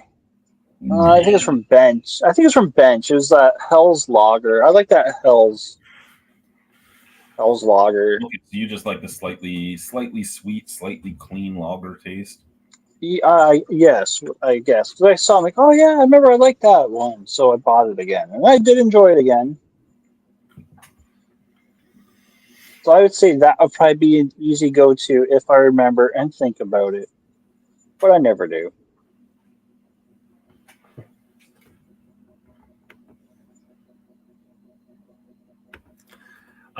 Like one of my least favorite Rickards product was the Rickards Honey Brown. I fucking hated that beer. I hated it so much. I may have tried that one. Rickards Red, really like. Rickards White, I like. I almost bought a red today. Did you? Almost did. Do you like? Here is the trick. Do you like Molson Export? Isn't that? I've only had that a few times that I don't even remember.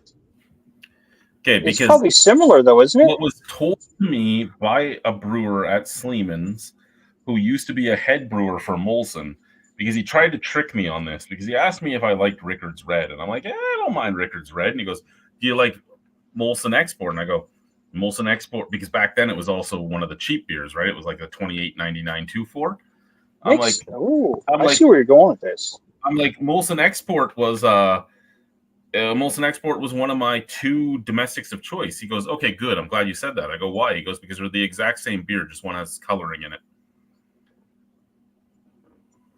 And when you think about the cans or the bottle colors, that in itself. Because Export's the red can, right? It is the red can with the ship on it, yeah. Yeah. Rickards Red, self-explanatory.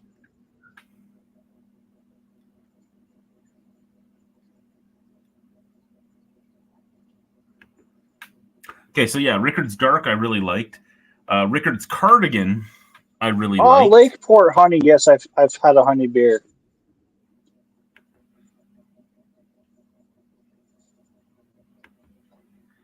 The Rickards Cardigan I really liked, but Rickards Honey Brown can go fuck itself. It can fuck itself with a rusty fucking coat hanger. Like, I hate it so much. Interesting. Wasn't there a Rickards with a green label? Like, it was Rickards IPA, I think. I don't remember. I don't remember if I liked that or. See, the fact that I got Lakeport in my head, and I know there was a green Lakeport. Oh, Lakeport and Lake are so akin. I'm going to look up what Rickards beers there were now. See, I never got into trying Laker, but Lakeport for one summer was the beer of choice with one of my buddies. He would always buy Lakeport. He always try a different one, and then I think I got into Lakeport Ice. Was that the higher content one? Was it Lakeport Ice? The ice was a higher content, yes. Yeah. So then I found that, like, oh, this is pretty good.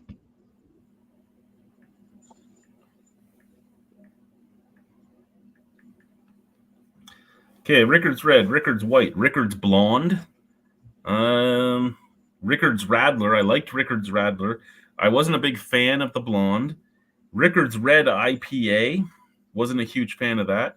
Their Lederhosen Oktoberfest lager. I liked that one. The Shandy was okay. The Oak House was good. The Red Session Lager was okay. The Cardigan was great. The Honey Brown was fucking disgusting. The Pale Ale was okay. And then apparently they also had an IPA and a oh yes, raspberry. Lakeport Strong.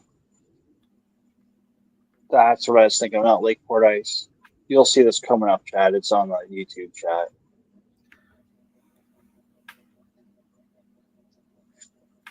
The Cardigan was their winter spice beer. It was like cinnamon and a bunch of other stuff. It was a lot like the Big Rock McNulty's winter ale.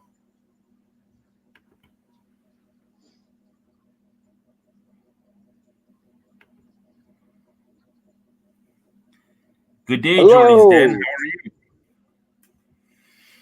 We are just discussing Rickard's products now. And Lakeport, apparently. You never tried the Laker? It's Lakeport? No, I never went to Laker. I don't think I ever tried it. Laker. It's the buck of beer. Yeah. Laker was the Brick, wasn't it? Brick Brewing?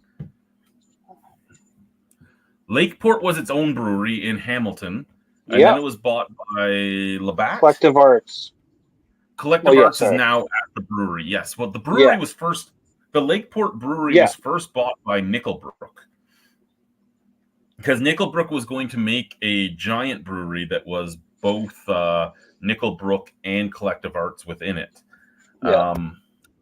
At the time, Collective Arts was contract brewing out of Nickelbrook. And they bought the building. They went into the building. They were about to start construction. And then they found out that when Labatt sold the building, like when they left the building, they had dumped cement down the drains so that no other brewery could come and take it over as a brewery. I didn't know that. Thank you. So are you? I don't think I'm awesome. I think I'm shit, but hey.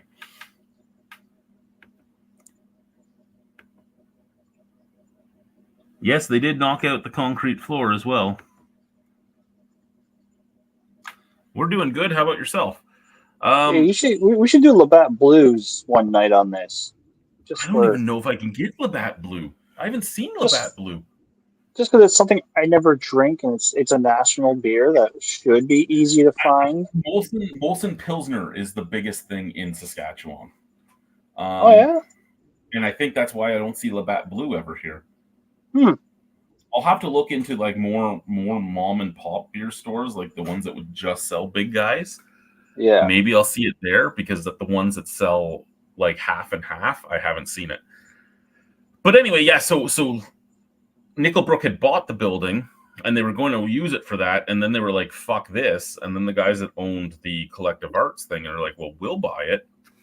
And they ended up buying it all. Like Nickelbrook had also bought the Sleeman factory, all the equipment out in Nova Scotia. So all the brewing equipment in Lakeport is the old Sleeman equipment from Nova Scotia. Oh, really? Yeah. Yeah, I missed the Lakeport when they were still independent.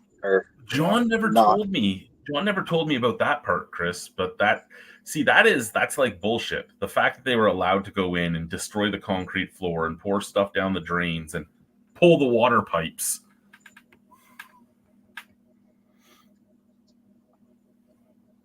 Yeah, maybe they did it before they sold it, though. Then you're buying it as is.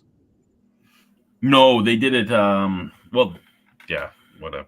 My next beer is a nothing special beer myself, Jordy. Don't worry about that. As much as I make fun of stuff, like sometimes I make fun of Bud and all that, I'm 100% okay with people drinking what they drink. And I'm having a Sapporo, and this is not in my alley. Sapporo. I also understand that macro beer is what created a lot of the craft. I don't mind macro beer. I sometimes make fun of the business practices and stuff, and that's. I'm here for the conversation, not about the beer, because I know very little.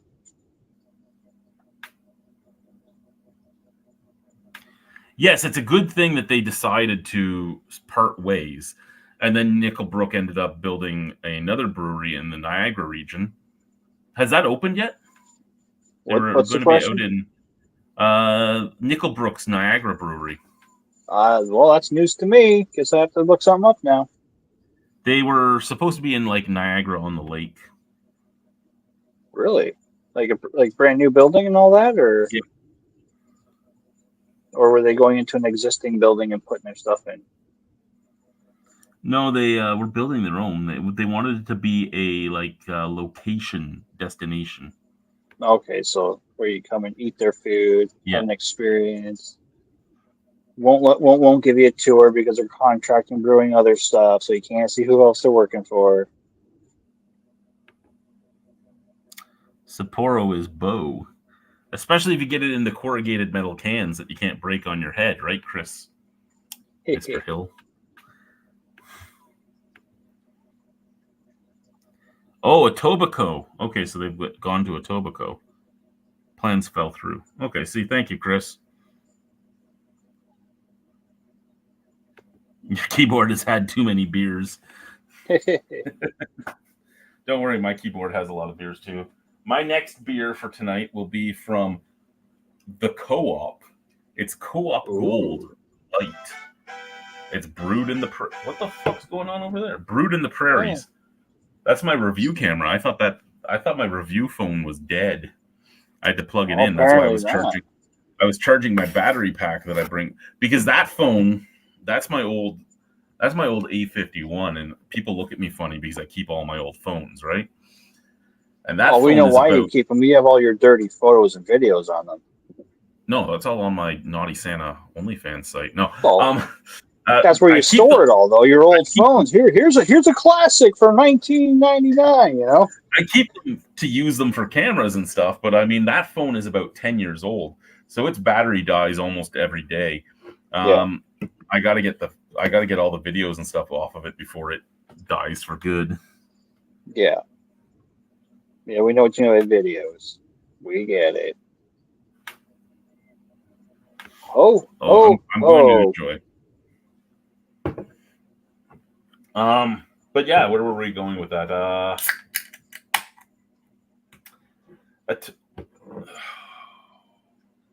And then Silversmith bought Black Oak Brewing Company in Etobicoke. I don't know what they did that for. After the renovations and everything at Silversmith probably has more volume available in Niagara on the Lake than Ken ever had at Black Oak. But hey, did he want it for the? Are they going to brew other stuff instead? They kept a few of the Black Oak recipes going. Not many of them. They kept the Pale Ale, which is one I would have gotten rid of. Between the Pale Ale and the Nut Brown, which were the two originals, I would have kept the Nut Brown myself. I would have kept Nocturna myself. But they kept 20 hazy years. They kept the Pale Ale, and they kept the Session Ale. And there might be one or two more that they kept, but I'm like, why did you keep these and get rid of the ones that were good? But I'm just wondering if they're doing contract brewing though. Maybe they just want the space. They might. I know who is the. Go ahead. Let's see, because they don't have much space in Niagara Lake to expand on the land that they have because they're surrounded by a dealership.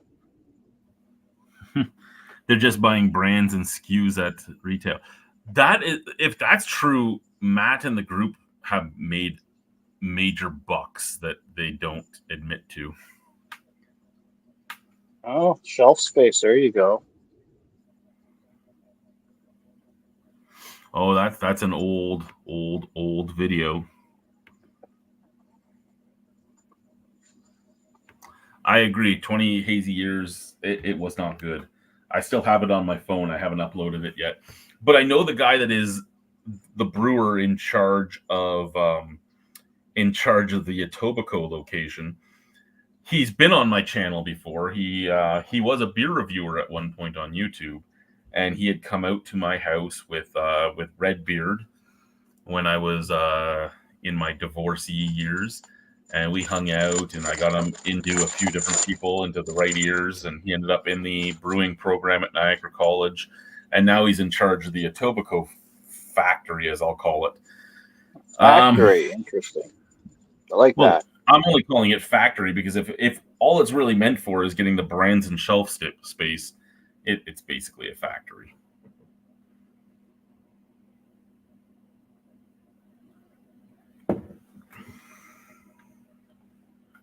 I talk to him every once in a while. I was talking to him about it, and I'm like, hey, when did this happen? He goes, oh, this happened this long ago. I'm in charge of it now. And I go, really? He's like, yeah. I go, well, good for you. And I'm like, you want to talk about it? He goes, no, I know you. You'll find something to make fun of. I'm like, you guys are all so sad. You don't let me have any fun. Of course not. Well, it was funny because, and so many people I know are named Chris too. Like there's 2 Chris's in the chat right now. The guy that runs, well, is the brewmaster at Regina Brewing Company. His name is Chris as well. And he heard from Mark, who owns Rebellion, because Mark's been whining about the fact that every time I do a Rebellion video, I make fun of their canning dates, because remember, their one beer I had was over 18 months old, and I bought it at the brewery. So I've been making fun of canning dates, and he's like, he's pissing me off with this, making fun of canning dates and stuff and all that. And Chris is like, you haven't told him that he's pissing you off, have you? He goes, yeah. He goes, well, you just made sure he's never going to stop. He's like, what do you mean? He goes, now that he knows it bothers you, he's going to bring it up every video. It doesn't matter if your canning date is like yesterday. He's going to bring up that 18-month-old can. Yeah.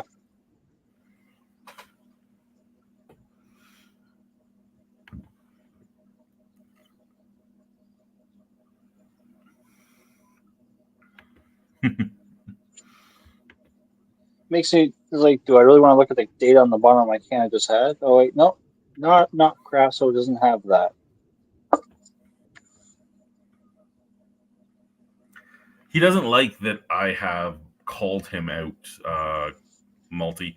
There's too many people that don't call anything out here.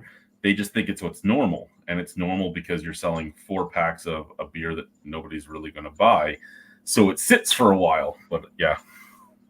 Yeah, well, maybe if it wasn't where you had to buy 4, it might move quicker. Exactly. Somebody wants to try one. Oh, I'll try one, but I'm not going to try 4. Oh, my son loves Naruto. The first time I had Sapporo, I still lived in Arnprior. And we bought it because my buddy Ken bought his very first car. And his very first car was a Sapporo. So because he bought a Sapporo, we bought a case of Sapporo, and we all drank it together at my house. That's the story. And by we all, I mean myself, Kent, and Jeff. And Jeff was the guitar player in my band. And a guy I still talk to this day. He would come down for all the beer festivals and stuff. And yeah. I haven't talked to Kent in forever, though. Hey, I'll be right back. Okay, you be right back. I'll be right here. I'll try to listen to you. I agree.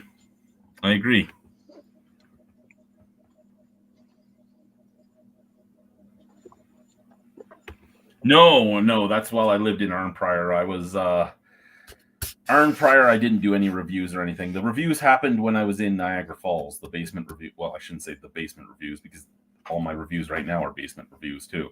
But the basement, White's Tavern, was in Niagara Falls. When I left Arnprior, I moved into St. Catharines to go to university at Brock. When I left Brock, I was still in Brock when I lived in Thorold. And then I lived in Niagara Falls. And then I lived in Welland. And then I lived in Winnipeg. And then I lived in Pavernatuck. And then I went all over the Arctic. And then I lived in Deer Lake. And now I live in Regina. So this is my warm beer. Ooh, Helles Lager. Silversmith. I thought it was Bench.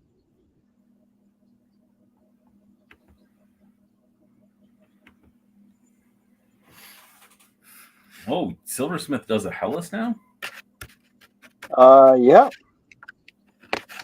Did you want me to read it to you, what they have on their can? Sure, read what they have on the can. Since I know that was a topic earlier that you guys were, somebody was complaining about. So I'm just going to read it word for word. Oh, this is all interesting on here, actually. So, floral and smooth, IBU 22. Pours a translucent straw color with a long-lasting white head. Flavors of malty, sweet, and floral noble hops. There's your noble hops again, right? Yep. Round-bodied on the palate with a refreshing bitter finish. And then this other area here is independently craft brewed in Canada, and you'll like this part here. Silversmith Brewing Company, 75 Horner Avenue, Etobicoke, Ontario. So that one was brewed in Etobicoke. Yeah. Or are all the cans now saying Etobicoke instead of I don't Niagara know. on the Lake? And it's got a QR code. They still have the Niagara on the Lake location, do they not? Yeah, because they're doing that that collaboration with what the hell is that brewery? Yeah, the one I go to all the time, Blackburn. They got that 20K IPA or whatever, or Pilsner. It's a Pilsner, sorry. That Italian Pilsner. The world is a-changing. I never thought Ken would sell, to be honest. At least not sell to another craft brewery. I thought if he was going to sell, he was going to find some way to make huge money off of like Molson or Labatt or Sleeman. But maybe having the Etobicoke address will sell more in the Toronto area. So maybe that's where it's more likely. If I ever really get talking to Greg again, I should find out more about that, because he lives like across the street from that area, and he could tell me how things have changed. But the Etobicoke location was in a strip mall. Like it's this little hole in the wall, and you'd go in, and the front was just like a carpeted little office area, and then the back was there, and there was stuff going on in the back, but it wasn't anything special. And why am I getting warnings? If I wasn't streaming on my phone, I would look up the address. What? Do you want to look up the address if I give it to you? The 75 Hormer? Yeah. Yeah, that's the one in the strip mall. Okay. I can show it to you possibly. Yeah, I'm just worried maybe they're using that address to sell more in the Toronto area. Hey, buy from the local craft. I gotta chill this down so I can drink it at some point. Like there it is. Okay. It's just a strip mall location. Yeah. You kind of almost like what Nickelbrook looks like. Yes, but Nickelbrook pretty much is the whole building. Yeah. Yeah.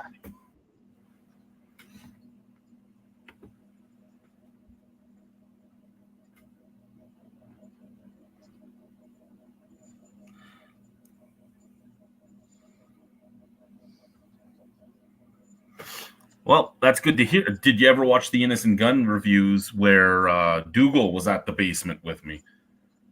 Because Dougal Sharp, the owner of Innocent Gun, has drank in the basement in Niagara Falls with me. Did you keep your crate they sent you up in Pervernituk? No, I'm pissed off that I let that thing go. Did you at least keep? There's so many things I didn't keep, like Lisa Cullen's. No, I didn't spell it, so whatever. Lisa's husband, Scott, has has the barrel head, because they had given me an Innocent Gun barrel head one time, and it was fucking fantastic. And yeah, I gave it to him when we moved to the Arctic, and I wish I still had that too, because that was a beautiful, beautiful thing.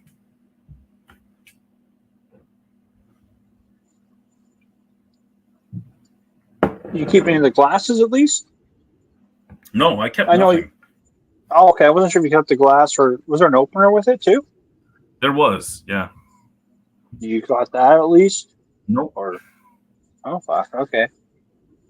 I understand. It's hard to move. started life over like 6 different times in the last few years. Yeah. No, I know. I was just curious if you had that or not.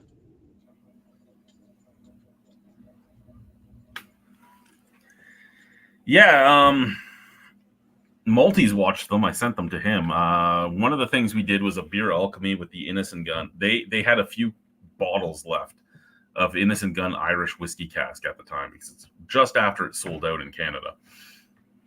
And I'm like, and they ran the Melville's line. They did Melville's raspberry and Melville's strawberry as well. And I'm like, have you tried mixing the stout with the raspberry or the strawberry? And they're like, no. And I'm like, bring them the fuck here and we'll do a beer alchemy. So we did a beer alchemy. I did an interview with them. There's a 2-part interview that we did with them at a pub in Toronto. We tried their lager at a launch party that they invited us to. They even paid for our fucking hotel to have us there. Oh, that's awesome. We hated the lager. They kind of knew we would hate the lager. They just loved having us there. I even brought them when I used to have Albino Rhino beer review shirts. I brought them both an Albino Rhino beer review shirt, and we had pictures together in them. We also drank. We also drank a 7-year-old bottle of the original Innocent Gun in the clear bottle, and it had like fucking yeast globules and everything else in it. It was fucking gross looking. But it was a fun time. I can't say I didn't enjoy some of the things we did. Hey, check your YouTube chat.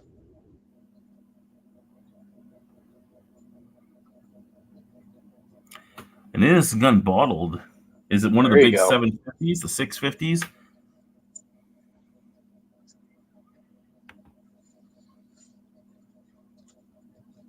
Hey, Auntie, how are you doing? Hopefully everything's good. Sorry I left your stream so early last night. I had some stuff to get done. Sorry, I'm just I'm scrolling through my Instagram right now, trying to get to see if I have the pictures of us at the Innocent Gun launch party still. Because that would have been early on in my Instagram. Holy fuck, I used to post a lot of shit.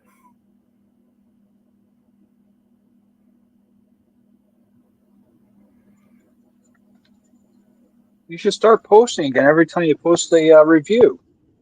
Might get some more traffic. Just be like, new video. Yeah, I'm trying to redo my brand and everything, right? Right from nowhere.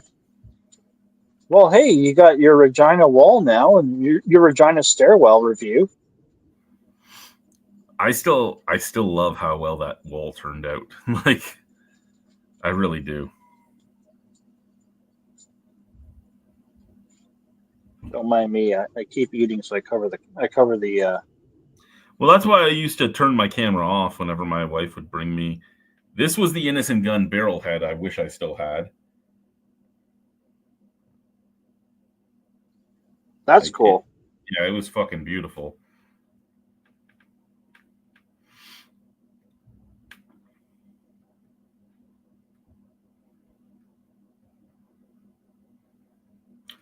I could put on my Lucha Libre masks. The first time I saw your Lucha Libre questionnaire thing, yeah, at night I had my phone set up to go to a grayscale, black and white. Okay. Those pictures look far better in black and white than they do in color. Because you can't tell just how gross I am. It gives it more of an edge, and I'm like, oh. So I look at color, like, oh, the black and white version is so much better. See, at one point I was a woman's man, right? What? You were actually a woman at one time? That's what you just said. You were a woman. I was a woman's man. I can't tell who's with you. I am so sorry. That's one of the Cameron's Brewing Company salespeople.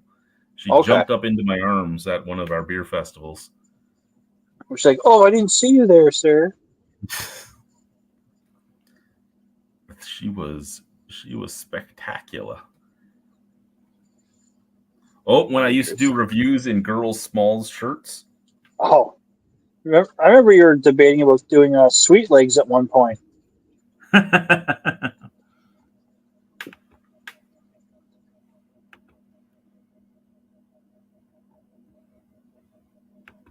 Yeah, they are a great brewery. They really are. And yes, I would have done those sweet legs. I would have done them. Oh, I found it. We have a picture of us when we did the interview at the bar, and then above that is me at their launch party, and they're both wearing Albino Rhino Beer Review shirts.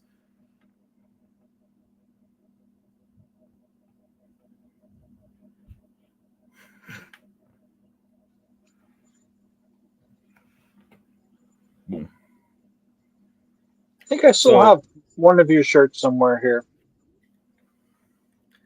So Nick was in charge of Albino Innocent Gun Canada, and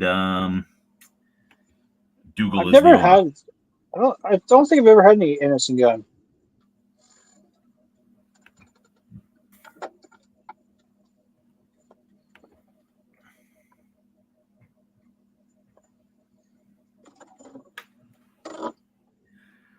Really? Are they mostly all being made in Toronto now?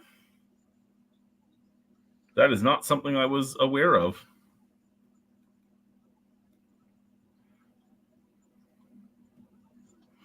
What's made in Toronto? I missed that. Innocent Gun.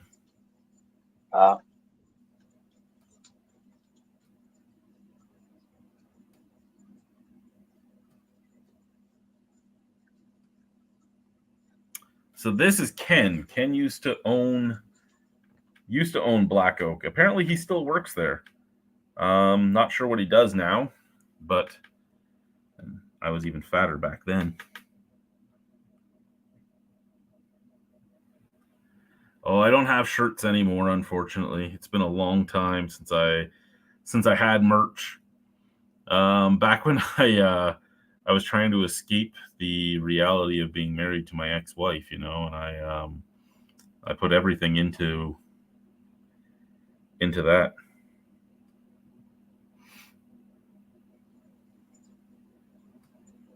Should I go look, see if I can find it?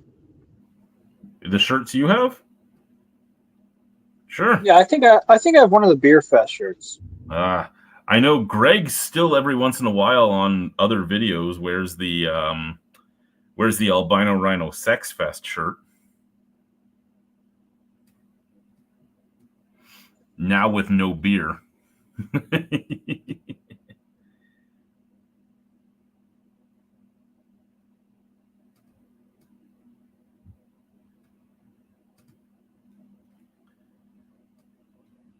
I should start making some of this shit again, like the old box hats and stuff I used to have, the old props.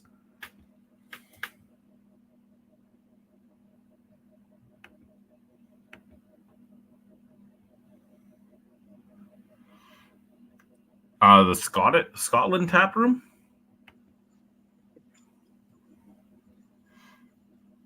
Oh shit, that's what, like the burnt orange one. That's an old one. Yeah. I don't even think I have any of those left. Did you want me? I can send it. I'll send this back to you if you want it. No, you keep it, sir. I'm just saying. I don't think I have any of my Albino Rhino Beer Festival shirts left. It's a 2XL. It just sits in the bottom of my drawer. I won't get rid of it. You were like clearing them out. I think it might have been your last Beer Fest or something. Oh yes, when I was getting rid of everything because I knew I had some old designs. Because by that point we had gone to the much more fleshed out design. Yeah, and I was into orange then, so I was like, oh, I was so excited, like orange, or maybe it was the only 2XL. Will you fit into it or not yet? I don't know. Would you want to make it a goal? I'll send it back to you. Previously enjoyed. Oh, so you live in... So you may even know... you may even have met Dougal or his brother. I don't even remember his brother's name because I know it's is it? So Dougal Sharp, and I forget his brother's name, but Innocent Gun was because that was their middle names. One of them was something Gun Sharp, and one of them was something Innis Sharp. I just don't remember which is which. He told me a great story about tomatoes and hot sauce that I'm not ever allowed to share. I only share it when we're offline and nobody can prove that I've told the story.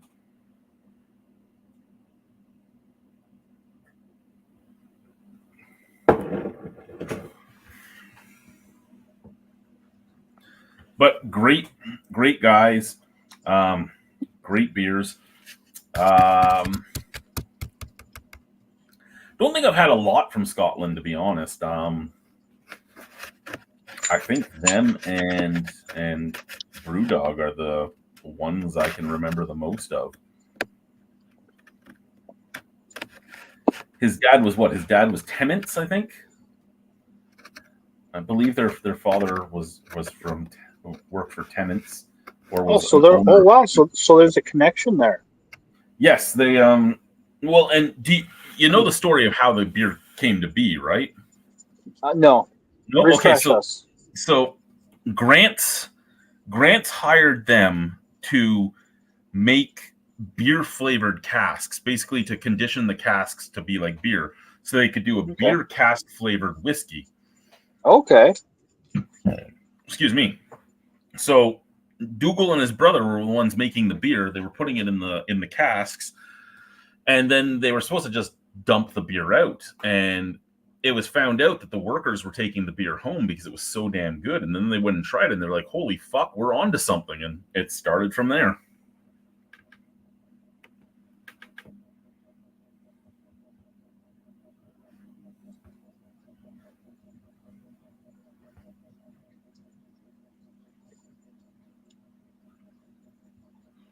You should ask him to bring back the albino rhino. Tell him I have a passport now. He can bring me to Scotland and I can drink with him. Oh.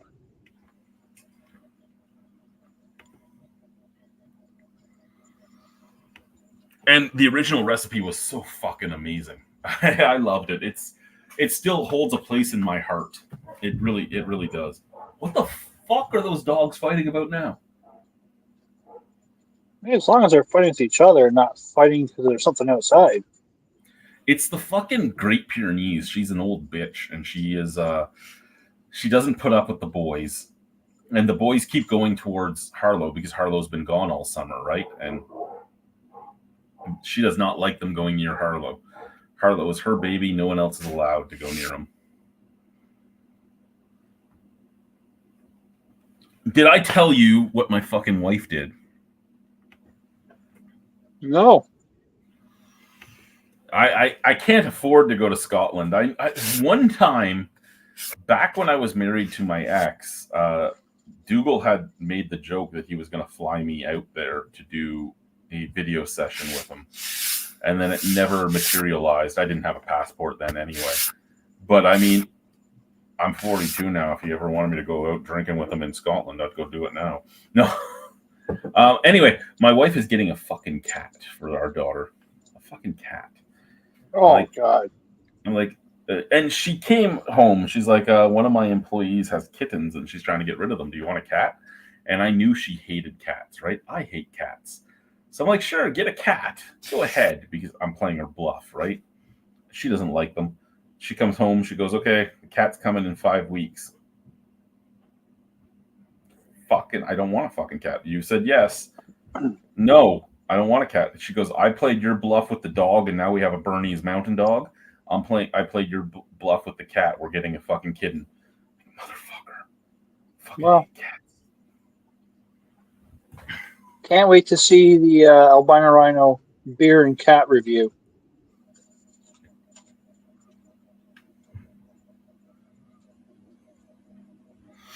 No, I've never even heard of that beer.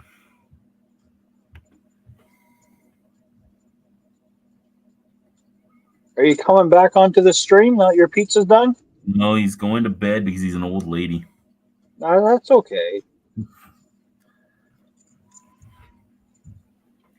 Yeah, he knows I don't care. I'm just harassing him. Ooh, PD. You know, I think my biggest problem with cats is that my ex-wife loved cats. I think that's my biggest problem. And I was in charge of taking care of them, even though I didn't really care about them. Like, I shouldn't say I hate cats. I'm indifferent to cats. I don't care. And the cats always like me for some reason. I don't know why. Every time she would get a cat, she had up to 4 cats at one fucking point, and they all would always come to me, and I'm like, leave me alone. Like, That's because cats like people who don't give a shit about them. They're like, oh, I love you. You ignore me. that might be it. But yeah. So show your love for this cat so it stays the F away.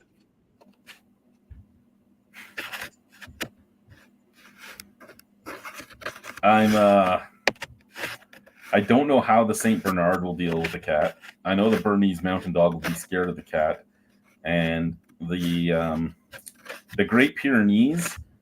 There's one of two things that'll happen. She'll either take the cat on as her responsibility to protect, or she'll think it's prey. One of the two will happen. Oy. Like she don't play well with chickens. She kills every chicken she meets. Did you learn this the hard way with chickens? Yes, I did. Oy. We're going to another Riders game tomorrow. We're taking my mother-in-law to her first Riders game.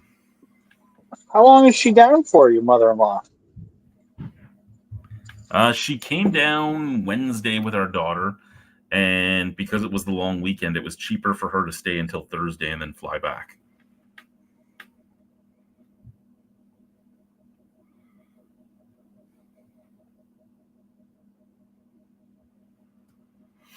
Yeah, see, we're both dog people. We really are, and we have 300+ pound dogs.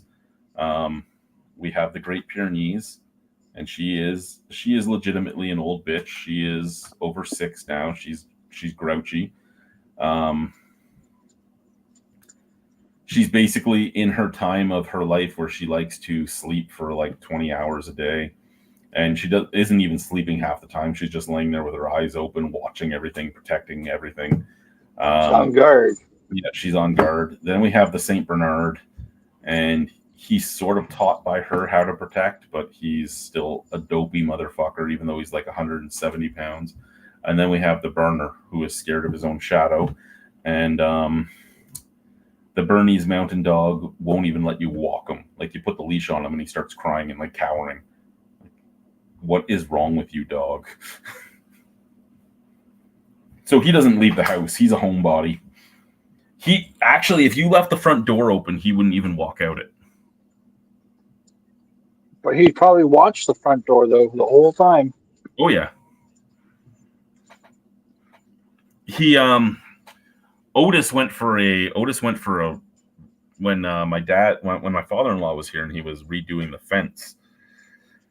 Because we took away the extra parking space beside our garage, and we fenced right up to the edge of the garage.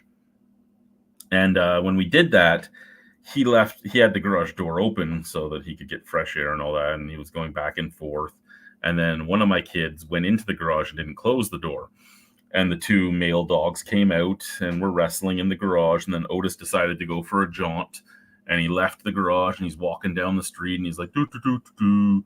And Judge followed him for about 2 feet until he realized that he was outside the garage and not on our property anymore. And then he laid on the ground crying. And my father-in-law is trying to get him back into the house, like back into the garage, and he would not move. He's like, I had to try and pick that dog up. He goes, that's 120 pounds of dead weight. He would not fucking help me. He wouldn't do anything. He just cried. I go, yeah, that's Judge. He's like, what the fuck is wrong with that dog? I go, he's a Bernese Mountain Dog. They're fucked.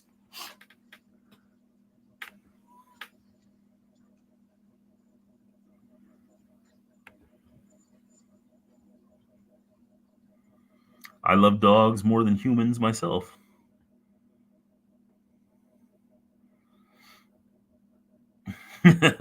I get that point, sir. I'm pretty much at that point too.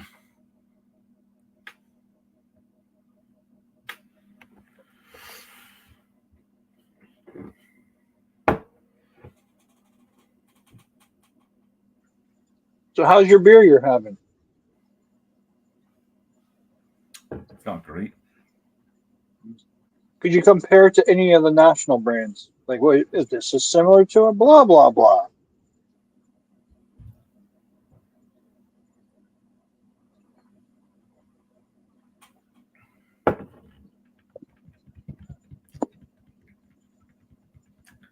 If I had to give it a national brand, Yeah. I would say Like, it's what's it? similar to.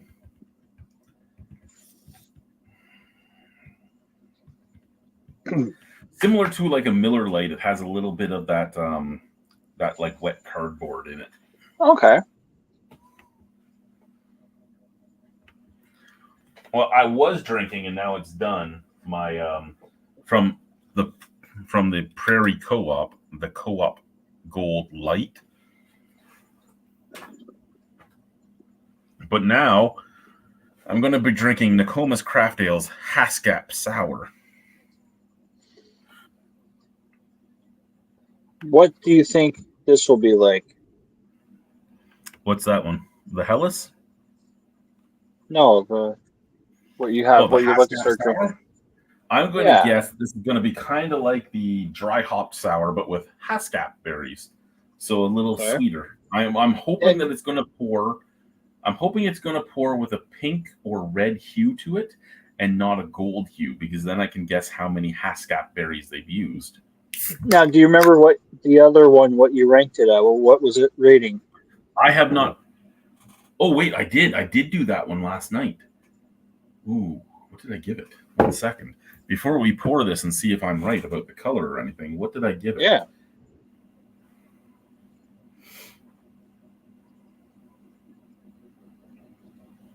I'm guessing Dry that hop video's not sour. out yet. I gave it a 9 out of 10. Okay. Okay. So will you consider this one a review then, right now? No, but Oh, that look at the is color. exactly what I wanted. Is that Look. the same color as the top of the can? Pretty It looks fucking like it. close, man. Pretty fucking close. That looked like it when you're pouring it. Yeah, the head, especially if I had poured it a little more aggressively. Yeah. But yeah, it is pretty fucking close. Well, that's a pretty good design on the can then. Yeah, yeah. We missed a bunch of YouTube comments. Give me 1 second, guys. I'm not used to there being this many of you. I'm usually by myself, or it's me and Brian.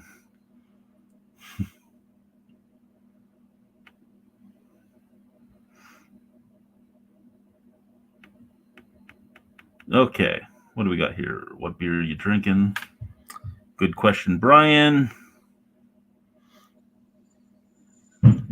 I like wee sour. Yeah, I like sour beers too on occasions. There are too many sours nowadays, in my opinion, at least in North America.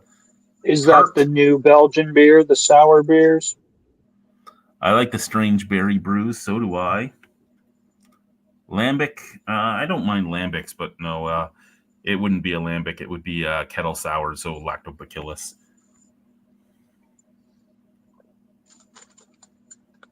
Just some Walmart chips. Ooh. And some homemade dip. Homemade dip.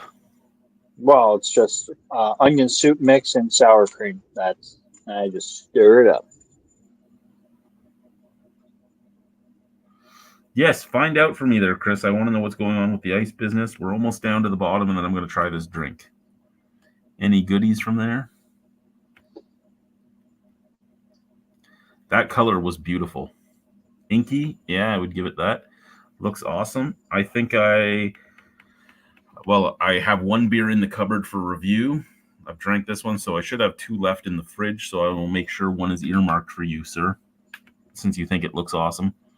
Maybe it'll taste shitty.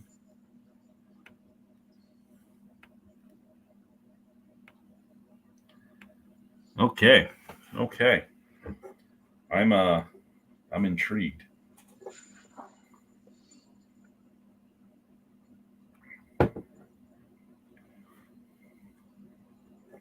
What would you pair that with the snack with?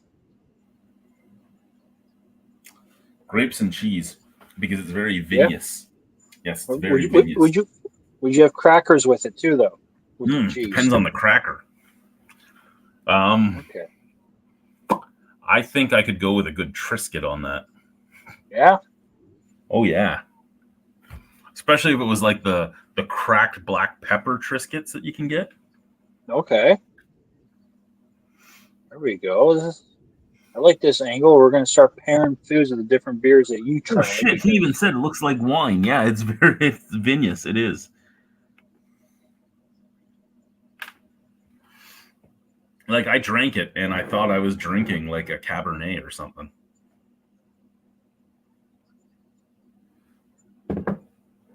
You should start doing your beer reviews in a wine glass just to mess with people who watch the videos. So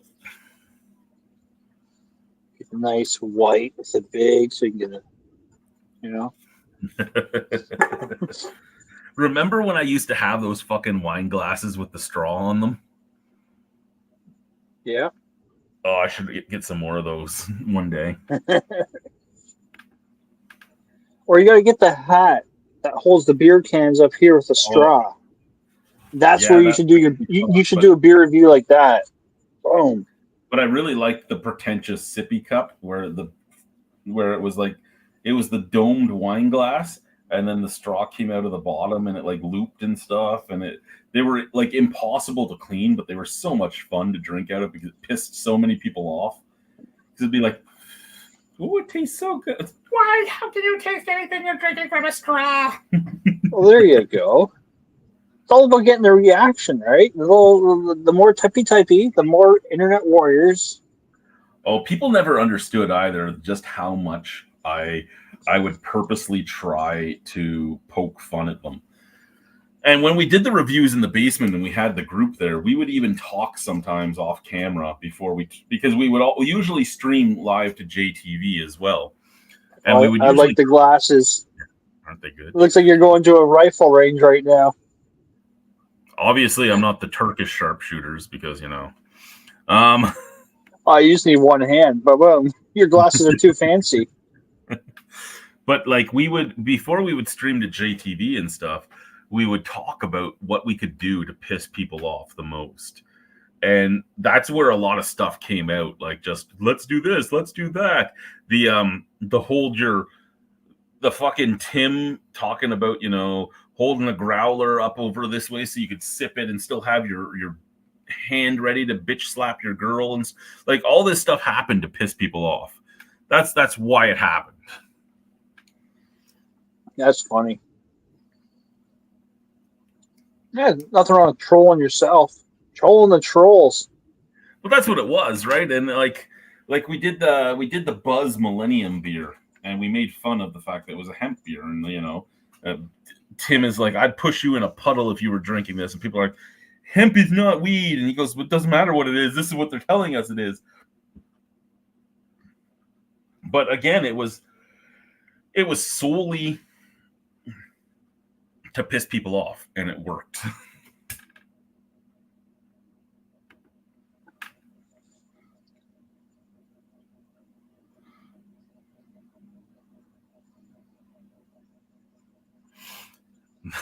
They're a 60-year-old hiding behind a computer. Trolls are a funny thing. I get quite a few of them. I've actually had a few death threats on here too because I don't like certain beers. If I don't like a beer, I can be threatened to be killed, and I'm like, wow, you have a great life if you want to kill me because I don't like the beer you drink. Really? Yeah, just because you don't like it, that's their chance of, hey, you know, they don't like you the way you like that. Convince me why I should like it. Maybe they can pull something out that you're like, oh, I never thought of that, or oh, I think pairing your drink with some food could change a lot of people's opinions on, oh, this is a shitty beer by itself, but if I'm eating this is great. The internet is zapped sometimes. Yeah, no, it really is. The internet's an interesting place. It's a very interesting place. So I weirded out my mother-in-law today because she didn't understand it, and then when she got it, she just looked at me and she's like, "I don't like talking to you anymore." And,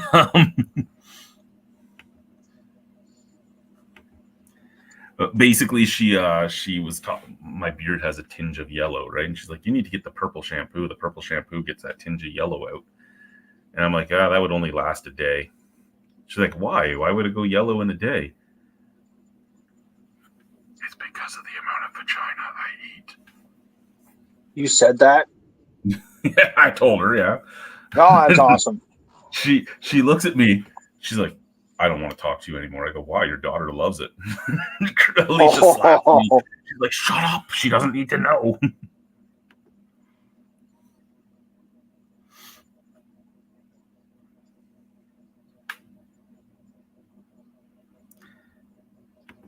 Yeah, it was. Fuller's London Pride has been a standard beer for decades. You're just trying to change the conversation here, Brian. Chris. Oh my God.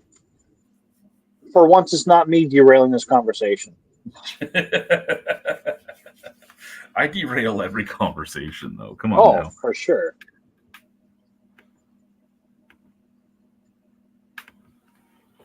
Can you not get London Pride or ESB anymore in Ontario?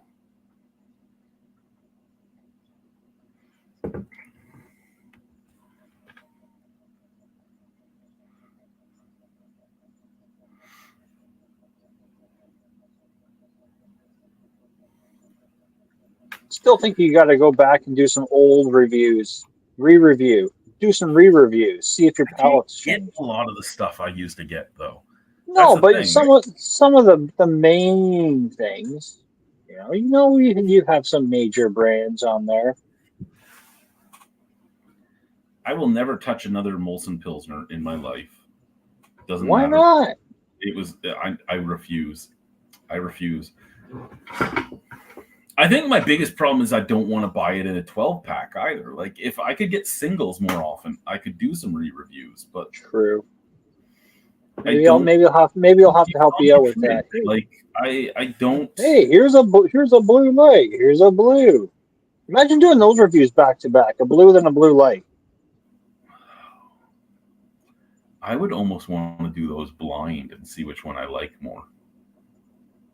Oh, okay, so the blind man's telling me you want to do a blind beer review. I think that can be easily make that. You know what you should do? The next time you send me beer, you should use masking paper on all of them and mask the cans, and then I'll do the reviews blind, open the can, and see what it is.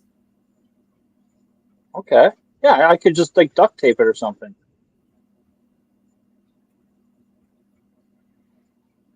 Figure something out like that.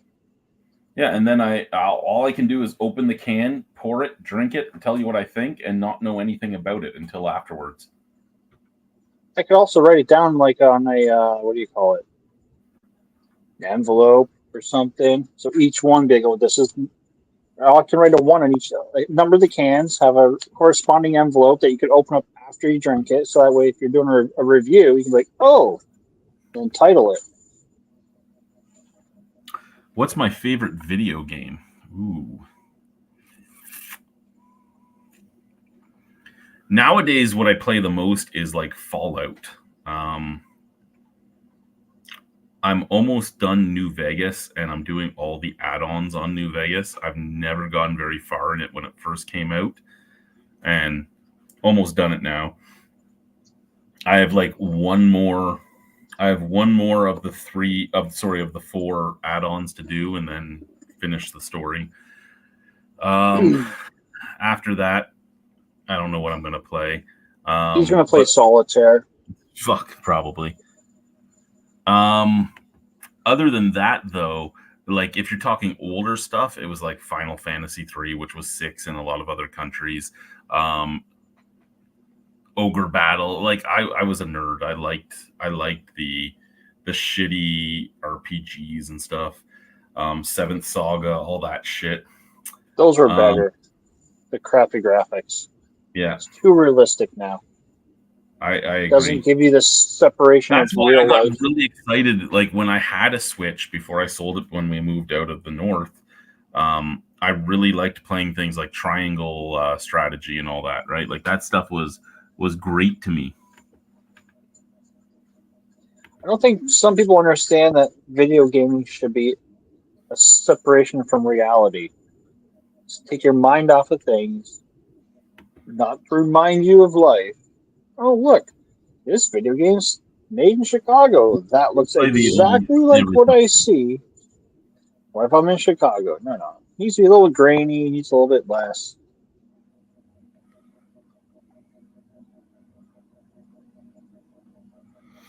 I agree. Real-time strategies from early days and all that. Turn-based strategy was always my favorite. So to an extent, I really love the Fire Emblem games. Not the houses and stuff, but the like Fire Emblem. Three Houses was great, but not the like warrior style one. I had Fire Emblem Engage, but I never played it because I sold the Switch before I played it. So, do you remember? Oh, this came back in elementary school. There was like a strategy game that you had to like give the player a command, like open the front, turn the knob on the door, enter the front door, look to your left. What do you see? Do you remember that game at all? It would have been in the computer labs at school. I'm thinking like I was grade 5. I might. I don't particularly. It was like a haunted house. It was like there was like a I don't remember what it was. No, I don't remember Die Hard Vendetta for GameCube. I know when I was in school, they also had one where you were like going through a school and there was robots and stuff trying to do things to you. But stuff like I did a lot of mudding, multi-user dungeons. It was a text-based game where you would do stuff like go east, look at this, look at that. It's along the lines of that. Yeah, I played a lot of that type of stuff too growing up. I played DSL, the Dark and Shattered Lands MUD, for a long time. My character was the leader of the Dragon Slayers, and then the Slayers, and then he was in Valor, and then he was like he helped Althania win their war, and my character was pretty big. I log in now still to this day, and I started playing that when I was like 13. And to this day, it's still up, and I'll log in every once in a while, and everybody's like, "Oh my god, what have you been up to?"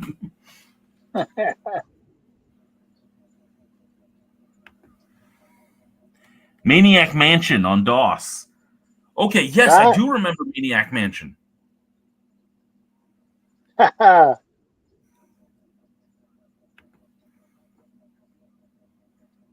that. We figured it out. Fuck, we're all old. Fuck. Like I said, at some point we're going to talk about our blood test results.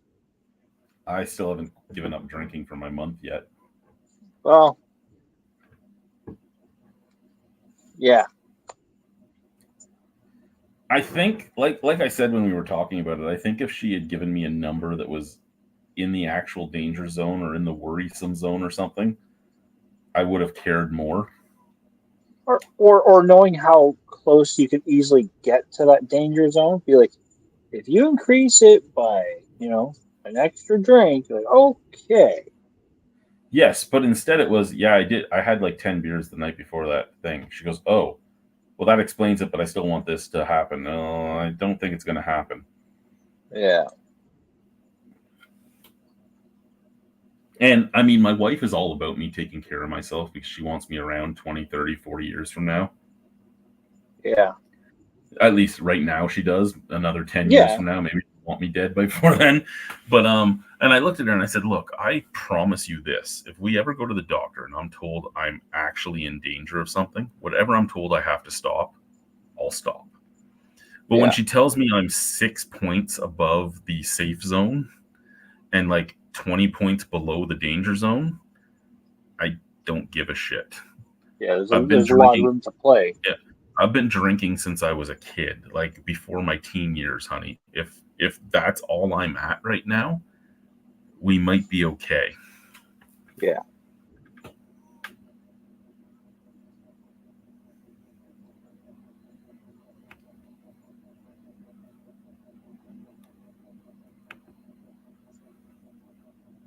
You feel like you're 28. To start Just You stick to feel the old, beer reviews of the small cans. No more Yeah. tall boys.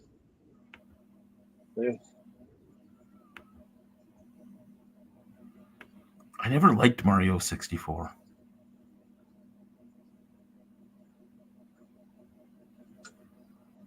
I liked N64. I didn't. I mostly on N64. I played like the James Bond games. Hey, speaking of Nintendo, what are your thoughts on Super Mario 2? Is that like a waste of programming and time? Well, they didn't really do much programming other than changing the sprites. Like when you compare Mario 1 to Mario 3, it's like, well, those are awesome. And then you got Mario 2, and they're like, what the fuck If was you that? compare Mario 2 to what was it, Dicky Dicky Oki or whatever the fuck it was called, it was ripped from. Though they're basically the exact same game, and all they did was put the Mario sprites into it. Yeah. But to put it in canon in the Mario world, yes, I agree it was stupid and a waste, but I think it was just their easiest way to do something until they could make Mario 3. True. That being said, I didn't hate Super Mario 2. I hated that it was all a dream. See, when I got my Nintendo when I was a kid, it was Mario 3 came with it. I got it at the tail end of the NES era.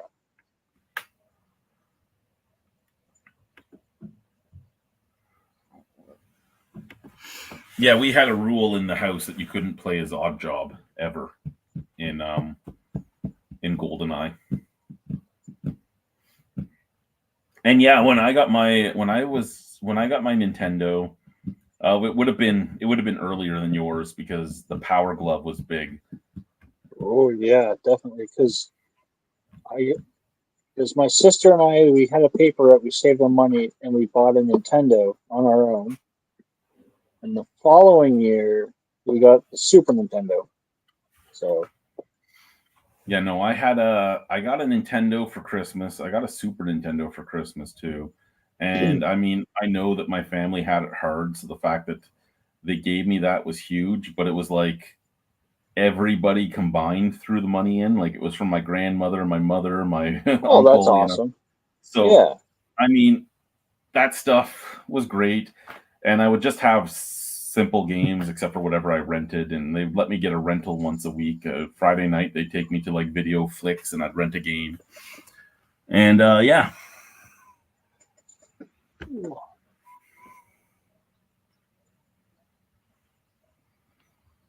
Oh, excuse me.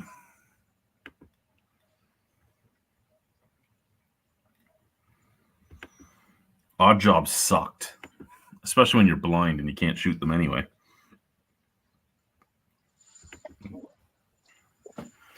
How'd the Power Glove go? I never tried one. I thought the Power Glove was stupid. I sold it at a garage sale for like $5, and my mother was so pissed off. Remember the game Star Fox? Yes, the original Star Fox on the SNES. Yes. I never liked the Star Fox 64, even though the 64 had the graphical computation to actually do it properly. I didn't like it. It like took something away.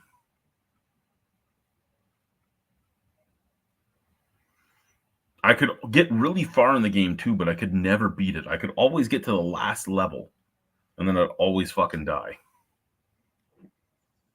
Do you think they were hoping Star Fox was going to be their next Super Mario? I always got that impression. They thought it was going to be something big. They did. They thought it was going to be huge.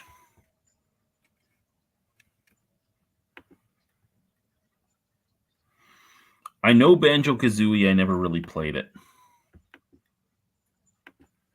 Like I said, I was more a sports game and an RPG game guy, and I would have the odd fighting game mixed in there. Actually, one of the games I loved, and I had rebought it when I had my video game collection, was the wrestling fighting game, the wrestling arcade fighting game, Saturday Night Slam Masters, and I loved that game.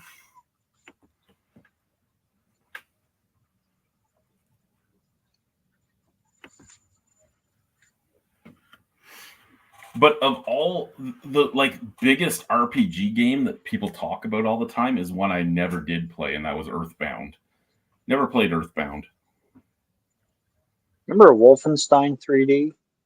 Yes, Wolfenstein. I got in trouble for playing that at school. I tried playing that on my computer, I think at the time. It made me motion sickness, and I never get motion sickness. It would give me a headache and make me feel nauseous. Its rate was so slow. It was weird. Yeah, so like I just like literally shut her down. Like, nope. Did you ever play? And it was a text game for the most part, but it was called Drug Lord. No. Oh, okay, so you could buy like lewds and speed and crack and and you would fly from city to city, and you could buy an Uzi or a handgun or a hired thug, and you were trying not to get caught by the cops, and you could sell your stuff. You would set your prices and all that. It was a great game. It was like Lemonade Stand for older people. That's awesome. Do you remember Lemonade Stand? Yeah, a little bit. Yeah. You buy sugar for this much, cups for this much, stir sticks for this much, straws. Now what are you going to sell it for? This is the temperature for the day. Yeah. How much ice? And ice melts this quick. And that was a good learning of cost for everything.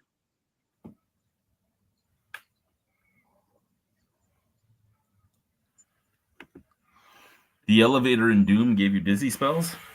Wow. The chainsaw was my favorite Doom weapon.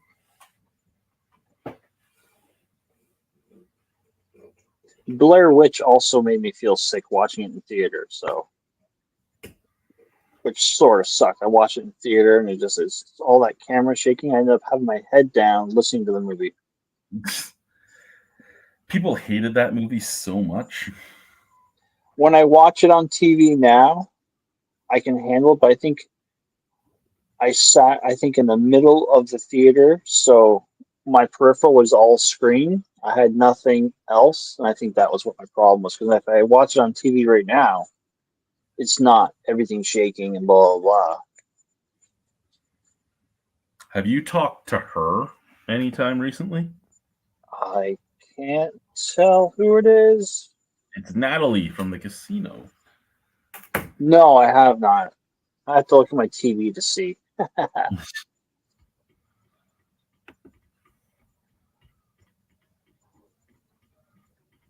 What is she up to? Do you know? Last time I talked to her, she was pregnant. That's the last time I talked to her. Is she still in the area? Do you know? Yes, from what I've heard, she was. Okay.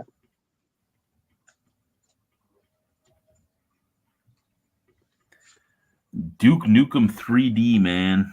Oh, man. I remember paying the prostitutes to open their shirts and that all the time.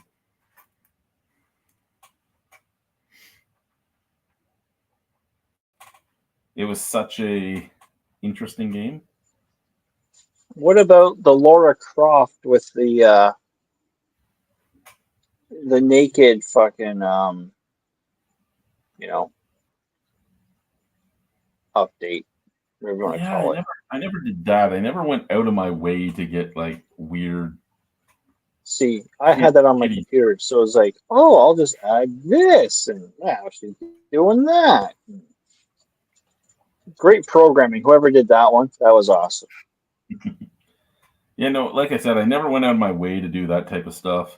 I actually wish I had this cup still. Hold on, hold it up there. I gotta look at the other TV.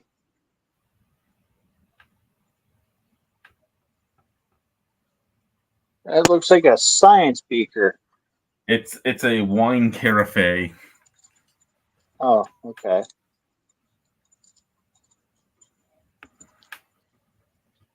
Hey, now that you have a proper home, you can start to accumulate some of this stuff again. Yeah, I gotta get out of the debt I'm in first, and then we can start getting there. Like I said, we have good enough jobs that we can get out of everything. It's just taking the time to get out of it.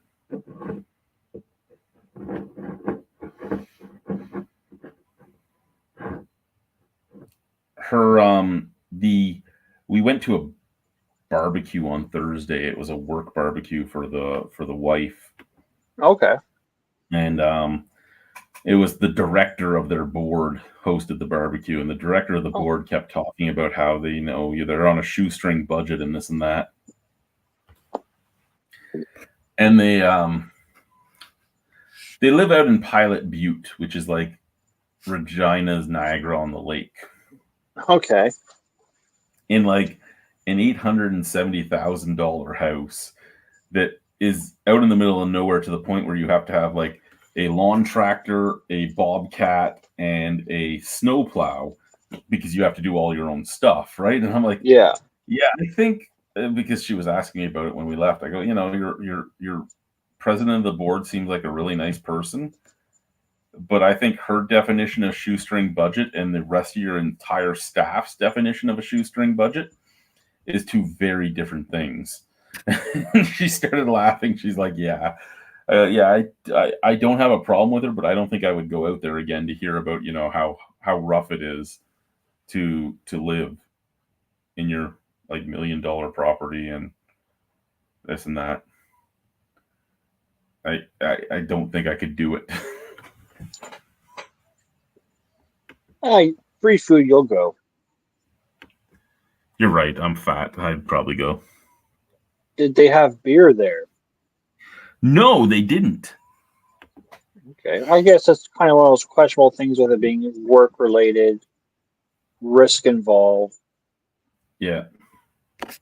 Oh, whose battery's low? Oh, that's like my earphone.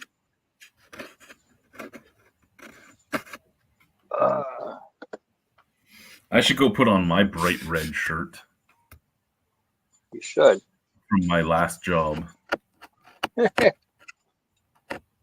me see. I gotta switch these things up here, I think.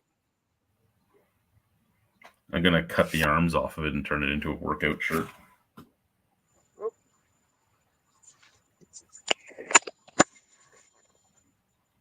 Can you still hear me? Yeah. All right. I had to switch my earphones, so.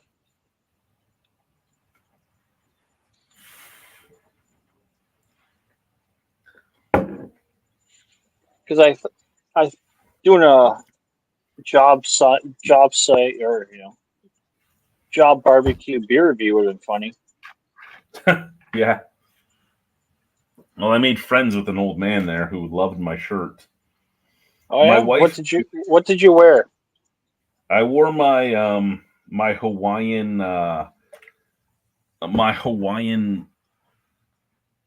National Lampoon's Christmas shirt. Okay.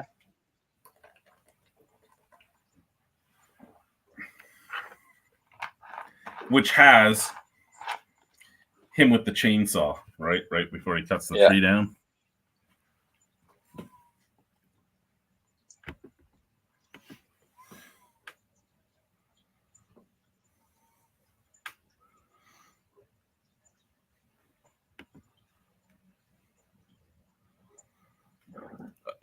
Excuse me. No, it's not. I mean, I think we all have those type of dreams, right? Like when you get something that you really like. I remember thinking about myself being in a wrestling ring when I would watch wrestling back in the 90s and stuff, going, I could do this. Glad I never did, but I probably could have.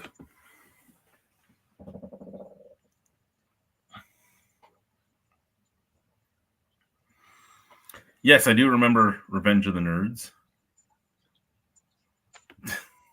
Great movie.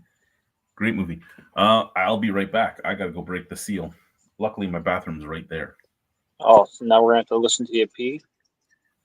Can you hear me pee when I do it? Sometimes. No, well, that just tells you how much pressure is coming out of there. Okay, I'll be back. That's true. Yeah. So now I have to keep this going on here. All right, everyone. So we're gonna watch Chad head over to his bathroom, where he's gonna rip open the door. He's gonna probably slowly unzip his fly. Let's see if he has a fart to get it going. Oh, what the hell was that? It sounded like a duck. That's the best part. I wonder if he can hear me.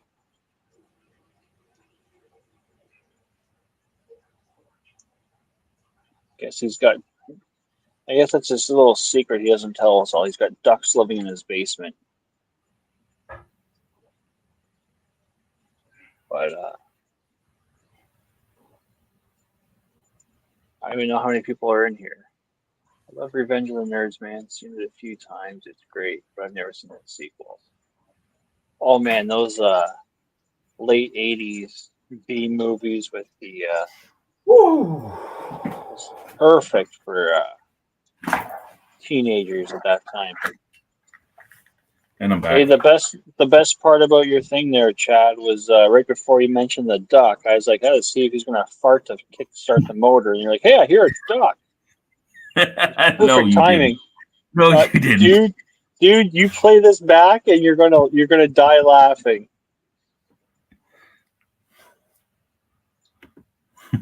I'll have to do it. Yeah. Literally, I'm sitting here like, oh, let's hear it. I wonder if I have to fart to get things going. All of a sudden, you're like, hey, I hear a duck. Oh, she gets so mad at me when I do that. Like, is there a duck in here? Shut the fuck up! It's your ass. Have you tried the when you let one rip? Be like, hey, it smells like popcorn in here. No, I have not. Oh, because people will tend to take they'll breathe in deep to see if they can smell the popcorn. Really? Oh, dude, if you say it smells like popcorn, people will be like, and uh-oh, what are you putting on there? Oh.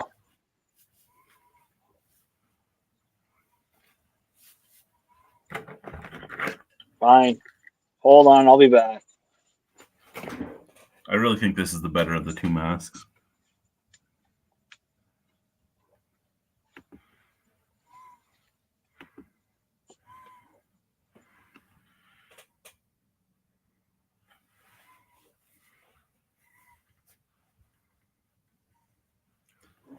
An old hat that you haven't seen in a long time. An old hat that I haven't seen in a long time. Yeah, you've only seen me wear it once.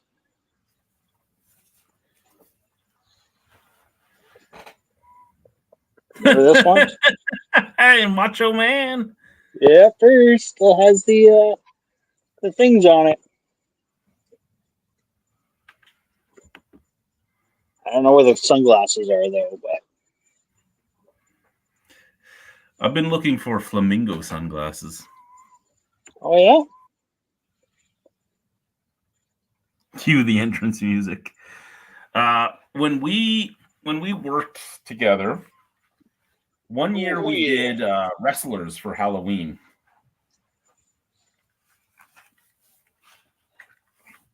Well, actually, I think 2 years we did wrestlers. Oh, I think 1 year. I took part 1 year in it. I did it 3 times there. I went as the Blue Meanie one time. Yeah. I went as Rowdy Roddy Piper one time. And I went as myself in my wrestling gear. Yeah, that was the year I took part in that one. I think that was the only time. Yeah.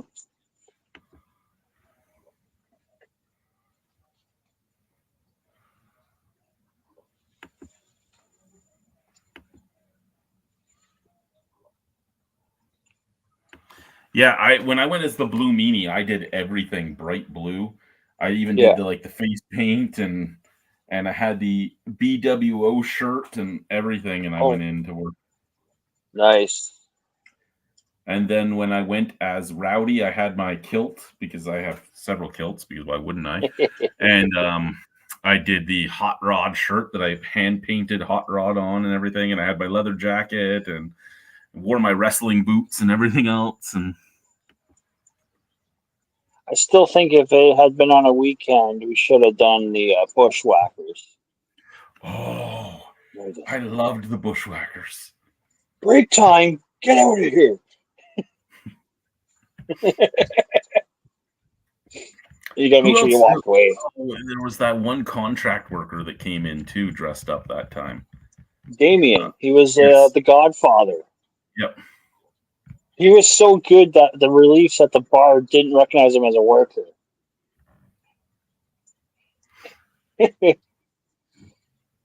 I still have that picture somewhere, the three of us. It's probably on my Facebook somewhere. We looked good.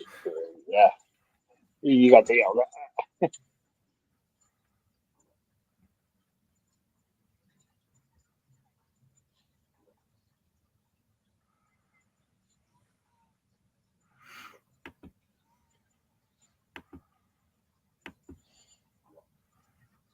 Oh man, it was, and I had to wear shorts so that the singlet didn't show off everything that I had down there. And that, even that was pushing it too.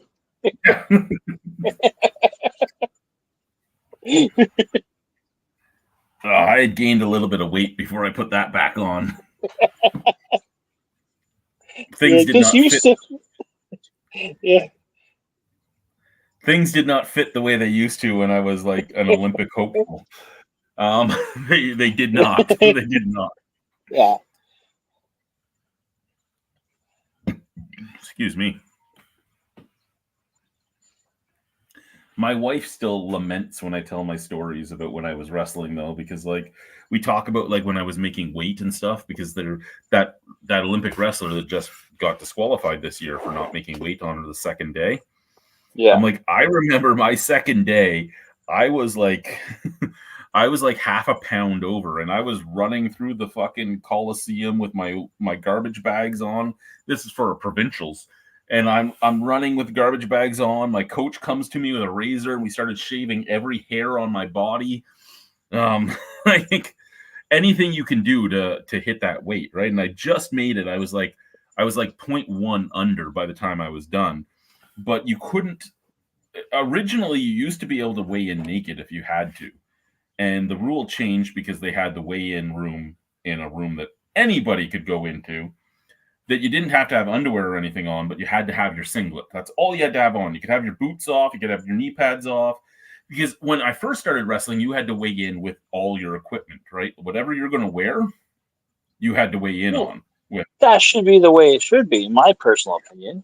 Okay, I can see what you're saying, and I agree to an extent. But yeah, that was it at first, and then it was just your singlet. Everything else doesn't matter. So I stepped on the scale, and I was 0.1 under.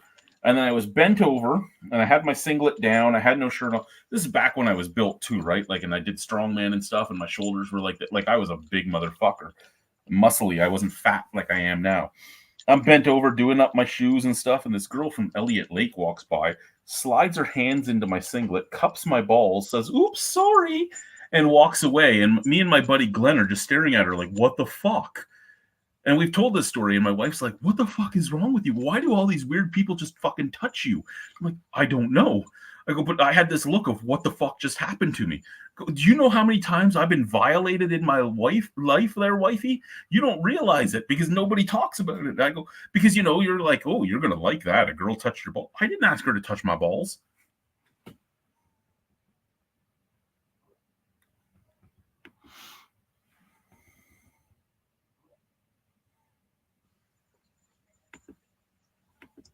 When is the Tyson fight? I know it was rescheduled. Yeah, I don't know. I'll just watch. I'll just watch the YouTube comments.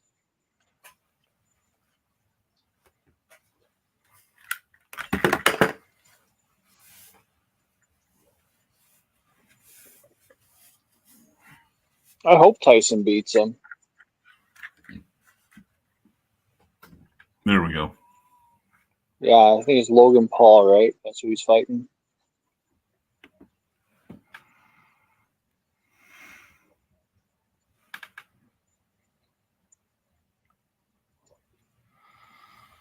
No, he's not the YouTube social media guy from WWE. It's his brother.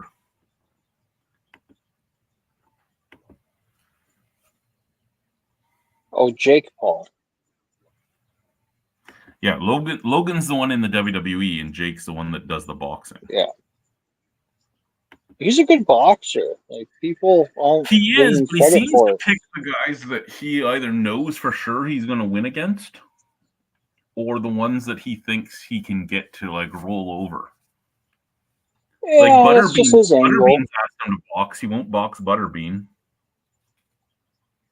No. Butterbean's not nearly half the man he used to be, though. Like, legitimately, he's not half the man he used Yeah, to be. he's dropped all his weight. He looks like a normal dude. Looks like a senior citizen now. They're like, oh. Yes, and his power was in his weight. Like, he was a big guy, but he was a power lifter. Yeah. Dude, this mask looks awesome with your shirt. I just looked up at my... Oh, and the beard sticking out underneath. Oh my god, dude, it looks awesome. I'm looking up. I couldn't really see too much on my phone here, but I looked up at my TV where I got playing the stream quietly. Dude, it looks awesome.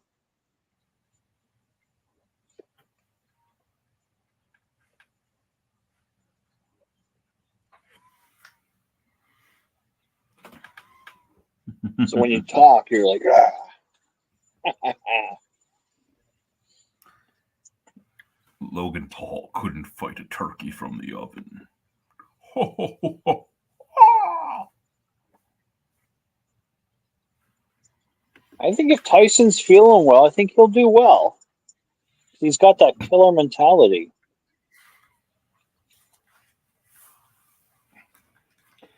Here's the thing, right? Even as a senior citizen, that man could kick the shit out of a lot of people.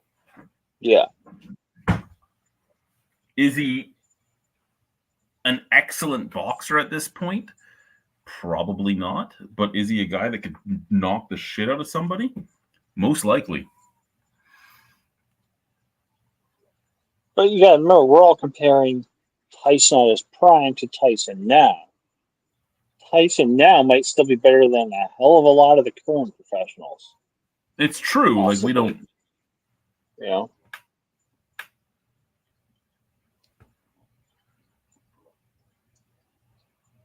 Like, 'cause I couldn't even tell you any of the heavyweight fighters now. Well, here's the thing, right? Like, back when I was built, I was a scary guy.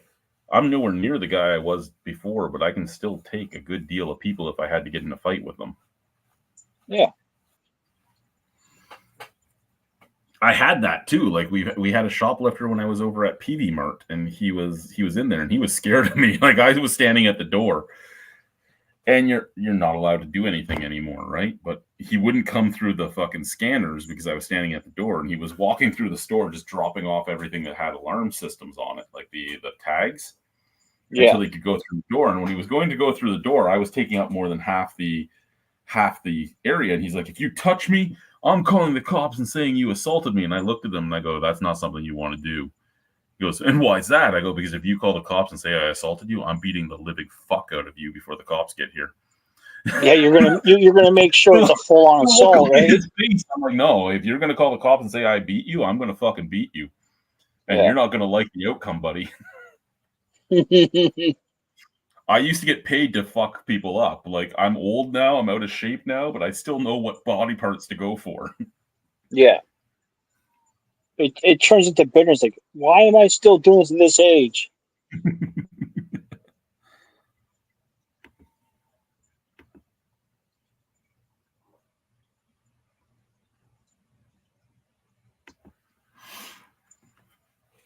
And I mean, that's where I'm at, right? Like, I might look like fucking Santa Claus, but Santa Claus gonna fuck you up.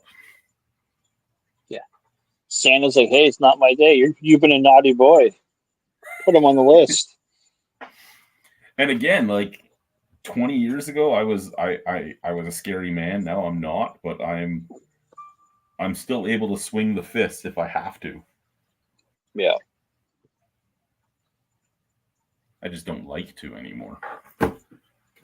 No, because there's more to lose now. Yeah. Like, I remember my bouncing days and all the stupid shit that we got into and all the stupid fights we got into and all the things I got away with. And I remember at the Moose and Goose in Thorold, the guy ran in, he grabbed the money, right? Like door money. and he ran out and jumped in his car, and he was going to drive away, and I was chasing him down, right? Because back then you could still fucking fuck people up. A lot of crime happened. A lot less crime happened 20 years ago when you were allowed to beat somebody for trying to steal from you. Now that you're not allowed to do it anymore, you get sued for it. A lot more crime exists. But, because it was you're taking your chances. What does this guy have, right? And he ran to his car and he had his door open. He was getting in. He went to close his door, and I got my hand on his door and I reefed his door open. He turned his car on. He started trying to back up, and I'm reefing on his door with one arm, and I'm choking him with the other. Like I had his fucking throat. Like, nice. And by the time the cops got there, I'm like, because everything got sorted out, we ended up getting all of our money. But I'm like, I want to charge him with assault with a deadly weapon. He tried to run me down with his car. He was backing up with his door open. And they go, well, Chad, we hear you were choking him out at the same time. So how about we say nothing happened? Okay. Guess we can say nothing happened.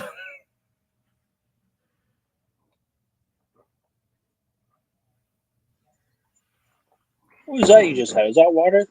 Yeah, that was I'm not knocking it. I was just curious. Your ginger ale? No, it's lemon soda water.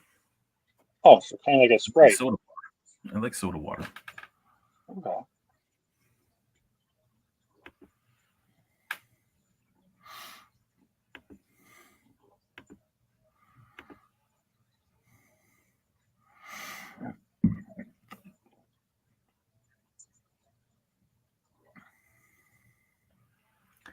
Gotta use the Jake the Snake method. You gotta whisper quietly. You gotta draw them in.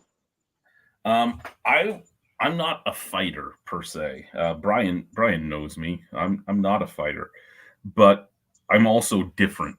So I dealt with a lot of shit, and dealing with that shit, you had two choices. You could take it, or you could stop it. And I'm in my 40s, so I was in my 40s. I'm from the time where you had to stand up for yourself or nothing happened. Nothing changed. Nowadays, to an extent, you can be funny and get it off of you and stuff like that. But to another extent, you can't even defend yourself anymore, because if somebody comes at you in school or something, let's say, and you fight back, you're the one that gets suspended. Well, in my day, it was you defended yourself. That's what it was. Yeah. And my uncle's the one that taught me to fight. And my uncle taught me to fight because of all the bullying and everything else I dealt with. I had people like going at my eyes. I had people going at me all the time. And when I say going at my eyes, I mean they were coming at my eyes with sticks and stuff because I couldn't see it coming. And he taught me to fight. He was an RCMP tactical force medic, so he was taught to fight too, right? Like, nice. If you're going to learn, you should learn right. Yeah, and he's the one that taught me how to do what I do. And how many times have you ever seen me actually angry? Like it takes a lot to get me to the I'm going to punch your face in mode.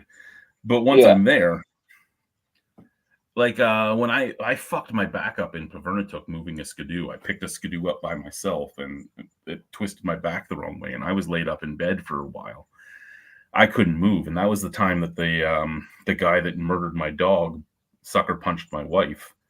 Yeah. And he sucker punched my wife at the store, and she called me and told me what happened. And I was out of bed and at the store. Just the rage in me fueled my transportation to the store. And I was there, and I'm like, who was it? And I watched the cameras, and I'm like, that's the motherfucker that lives across the street from us. And I left. And the cops finally got to the store after I left. And they go to her, are you going to press charges? She's like, yeah. And she goes, and I also would like to tell you that my husband's out there looking for him. Like, oh, fuck. We'll find him. Here, we'll find where they're going to find you. They're going to find the other guy. They're like, we got to find one of them first. Doesn't matter which one. We just got to find one to save the other. Yeah. And when they found him, when they found him, they knew where to find me. I was sitting on his stairs. I was sitting on his stairs with a fucking fireman's axe. I know where he lives, right? Like you fucked with the wrong motherfucker. Yeah. And my dog was one thing, and that pissed me off. But I'm like, you know what? Yeah. I'm here. I need this job. I can't get out. I'll find a way to get past this. But as soon as you fucking touched my family, and no. But they drove by, and it was Yannick that got out. Yannick was this little skinny French guy, and he's like, "Hi, Chad." And I'm sitting there with the axe. I'm like, "What do you want, Yannick?" He's like, "Just like you to know you could go home now." I go, "Not until I know that he's fucking dead." He go, "Well, he's not dead, but he's at jail, and your wife's pressing charges, and that means he's going away for a while. And yeah, you can go home." I'm like, I'll tell you one thing, Yannick. I don't know if I can stand up. He's like, "What do you mean?" I told him that my back was fucked too. He's like, "Oh my God." So I wish there was a video of it, because there's this little skinny French guy and this other little skinny French guy trying to pick me up off the stairs while I'm holding an axe. And, yeah. To walk you across the street to your house. Yep.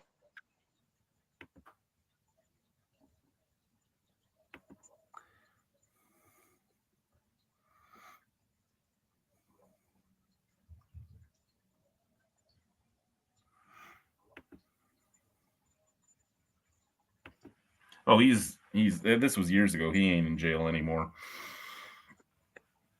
You don't get much time if you do something like, say, murder a dog. He got time for punching a woman in the face at a store, and then like 6 other charges came up against him once a white lady pressed charges. Because they could all blame her, right? She did all the charges, even though he had nothing to do with her with the other charges. So okay. Like he got charged for rape. He got charged for a bunch of different things at the same time, and it was an interesting thing. So she was the face of the main charge, and everyone was, "Oh, he did this, he did that."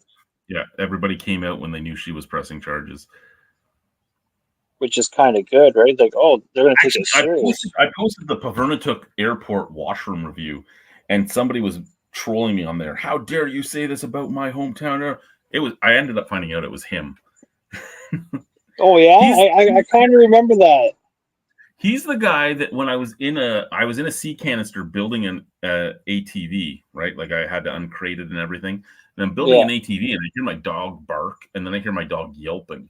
And I walk out of the sea can, and he's up the stairs punching my dog. And I scream, and he runs, and he's running the other way. And as he's running the other way, he's screaming, he's going to kill me. I'm like, "You're going the wrong motherfucking way, you stupid words." Yeah. He's calling for help, right? And people are opening their door to come out to help him. They see who's chasing him. They just close their door and go back inside. Like, nope. Yeah. You go back inside and look out the windows. We got to watch this movie, real life movie. Jordy, life in the Arctic is a different life. It's basically prison rules. So being a monster is what makes them be able to survive in their community as well. You can survive in the Arctic as somebody who isn't part of the community in 2 ways. You either scare the shit out of them, or you back down from everything. And I wasn't backing down from everything. It wasn't what was going to happen.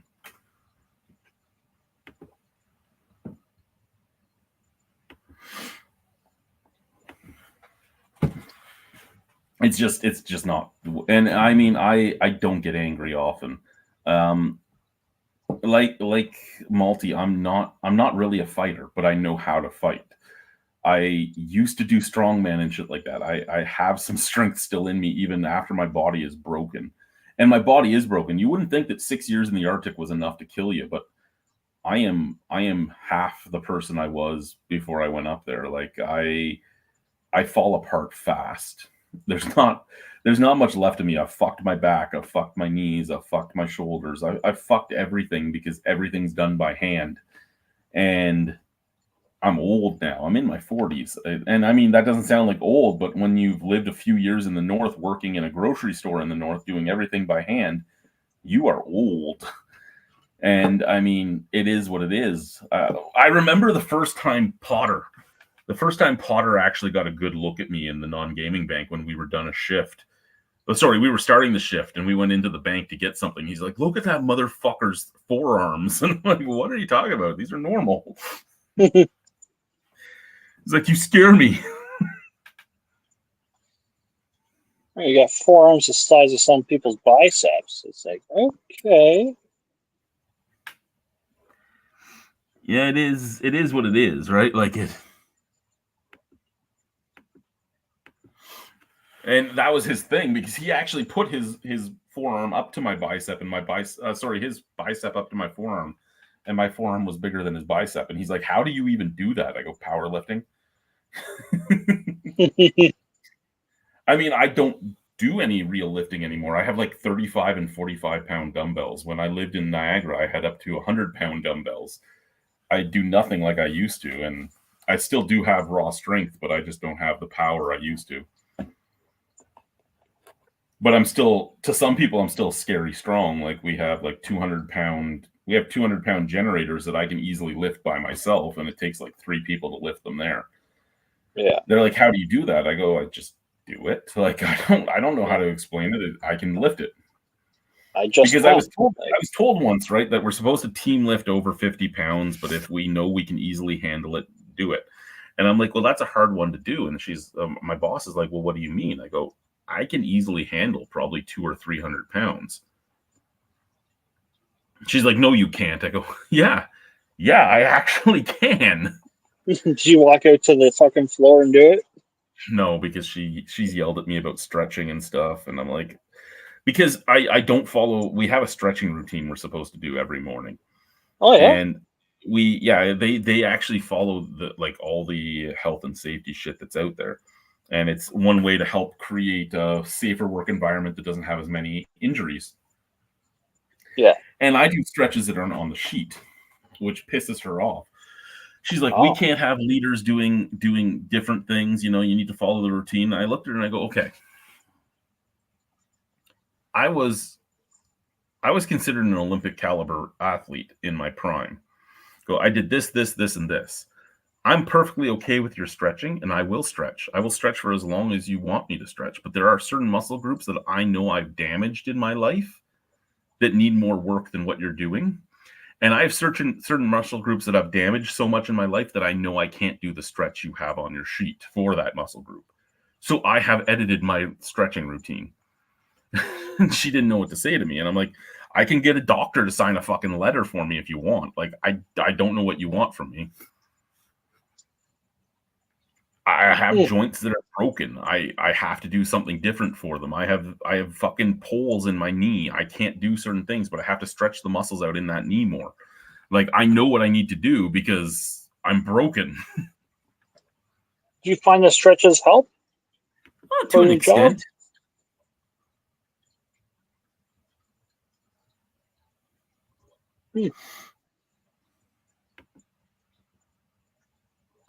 I never skated. I did wrestling, rugby, football, powerlifting.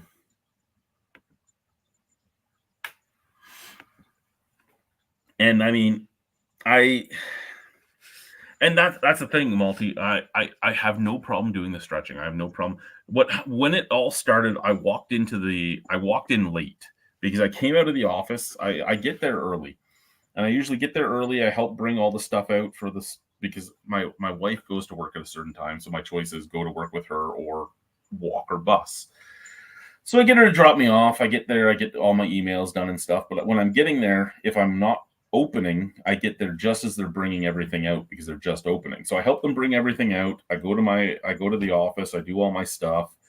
And I was going to the pre-shift room, the team room. And I came out and a guy asked me about a press. It was a 50-ton press.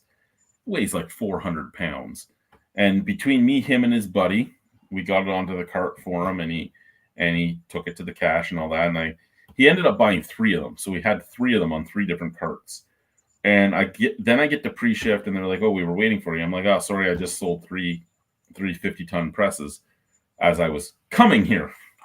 She's like, "Oh, well, are you done your stretching already?" Because I had done when I walked in, I did my neck and my shoulders, and I started working on my knees. She's like, "Are you done your stretching already?" I go, I stretched before I lifted the 400-pound lifts the 3 of them that I just lifted before coming here. It's like, well, you got to do all your stretch. And I'm like, oh, come on now. You're killing me.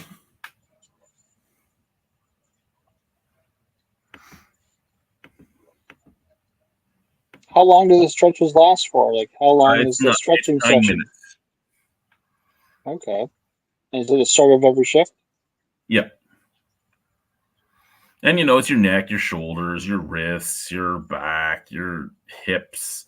But again, there's like 9 different stretches, and 2 of them my body can't do anymore. Like, I've damaged my body so much I can't do them. But there's other stretches that work out the parts of my body that are even more damaged that I do instead. And she gets mad at me because I don't do those 2. And I'm like, these 2 aren't going to help me. They're really going to hurt me. She's like, stretching can't hurt you. I go, and that shows me that you have no idea what kinesiology is. That's what I went to school for. What do you know? I know what my body needs. I'm going to do what my body needs. I'm not arguing at all about what you want me to do. I'm arguing about the fact that you think that a blanket statement works for everybody. Yeah.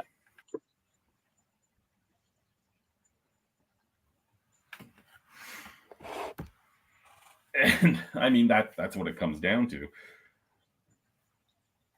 But I mean, even the other 2 guys that are the same job title as me, because there's 3 of us and then there's her, they're like, he is scary strong. And she's like, what do you mean? They're like, no, he is scary strong. Yeah, the forklift's broken. Where's Chad? He'll do it. And that's why my body's broken, is shit like that in the Arctic, right? Like, oh, the pallet jack's broken. I can move it. Yeah, but you didn't do your 9 minutes of stretching beforehand. It's true. I would just do it. Well, it's like you would stretch while you're lifting. Yeah. Like we had the washer dryer that had to get stacked on top of each other, and they were in a place where you couldn't actually get any leverage because it was in the Pavernituk house. It was like there's this little alcove before the bathroom that's just big enough to pull them out and push them in. So you had to have the washer pushed in, the dryer up on the step, and then the dryer lifted up over your head almost to get up on top of it, but you had no room to get a second person there. So guess who put it there? Now, I know a dryer isn't hugely heavy, but a dryer is still like almost 200 pounds, if not more, depending on the dryer. And it was like an overhead lift that my wife's sitting there going, how the fuck did you do that? When I lived on my own in the Niagara Falls house, who do you think took the fridges and everything out of the basement? I didn't have anyone helping me. Like, yeah, it was me. That's who had to get it out. So I got it out. Like, it is what it is. I've always figured that shit out, and I haven't cared.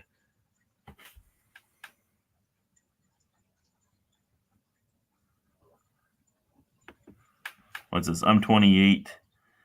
My liver is 50. Oh, fuck. If you're 28 and your liver is 50, my liver must be like 180. Who knows?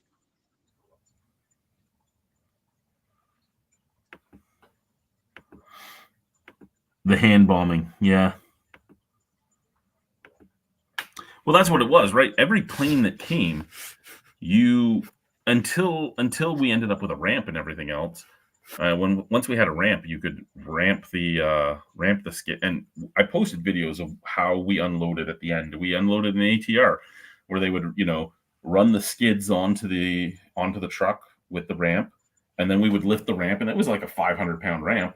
You'd lift the ramp, the truck would pull out, the next truck would pull in, you'd put the ramp down, you'd load the next one, right? And then you'd have to get the ramp into the truck and take it back because you weren't allowed to leave it at the fucking airport in case they ran it over because they don't know what a fucking ramp is. They think it's part of the gravel. But before you had the ramp, you had to hand bomb from the plane into the truck, and then from the truck into the store, and then from the store into the... And I mean, you get an ATR, that's 26,000 pounds. So you're unloading 26,000 pounds twice within a few hours, and then you're putting it on a shelf. the days we would get nonstop, but after we got the ramp and they would start sending us the nonstop fucking caravans, my body was falling apart. Because every caravan's 3,000 pounds, but what would happen is you'd get the caravan there, you would unload the 3,000 pounds from the caravan in about 2.5 minutes, because there would be one guy in the plane, the pilot, there would be my wife passing from the plane to me, and then there'd be me stacking the fucking truck.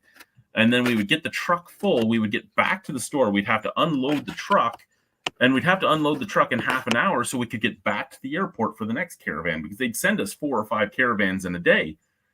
And your body was just done. Like, you can't do that for an extended period of time. And you're working 100 hours a week and getting paid for 37.5. Like, what the fuck?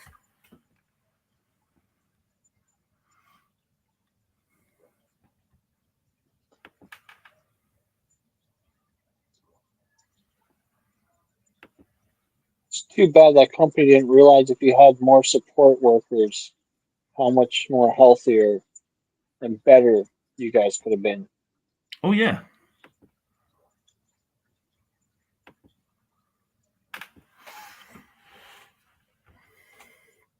Well, like, it's too bad they didn't do short contracts during COVID.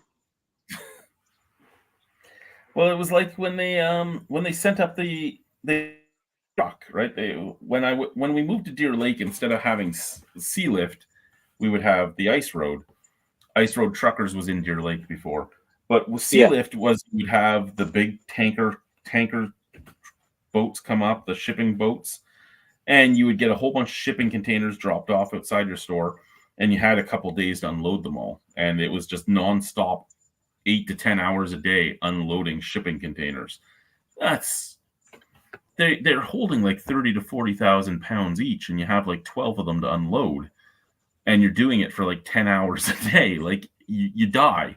And then when you had the trucks come up, you were getting about the same amount of time and the same amount of weight, but it was on a truck. So now it's raised. You have no equipment. You don't have a loader or anything. So you're getting stuff from the tractor trailer down to the ground and then in. So you'd have fucking ATVs in their crates on the truck. You'd have fucking Skidoos in their crates on the truck. How the fuck are you getting that out? Oh, by hand. You think a Skidoo is heavy on its own? Just wait till it's in a fucking 300 fucking pound crate, and you're trying to lift that down, and it's fucking like 15 feet long, and it was the fact that that's what you were expected to do for the money they were paying you is a very sad thing. And the fact that I did it for as long as I did is a very sad thing. And the fact that I can still say, after everything that happened between me and the company, that, for the right person, the company is an okay place to go, is a very sad thing. Ugh. You just needed to have a crane. Just pick it up, put it down.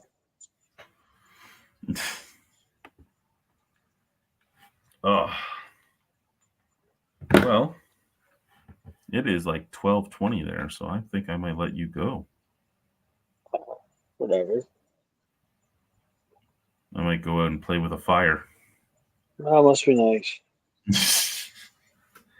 Well, you have a good night, sir. All right, you too. I'll try. Nice seeing you again. Nice talking to everybody in the chat room. Au revoir. A bientôt. See you soon. Ciao. Bye-bye.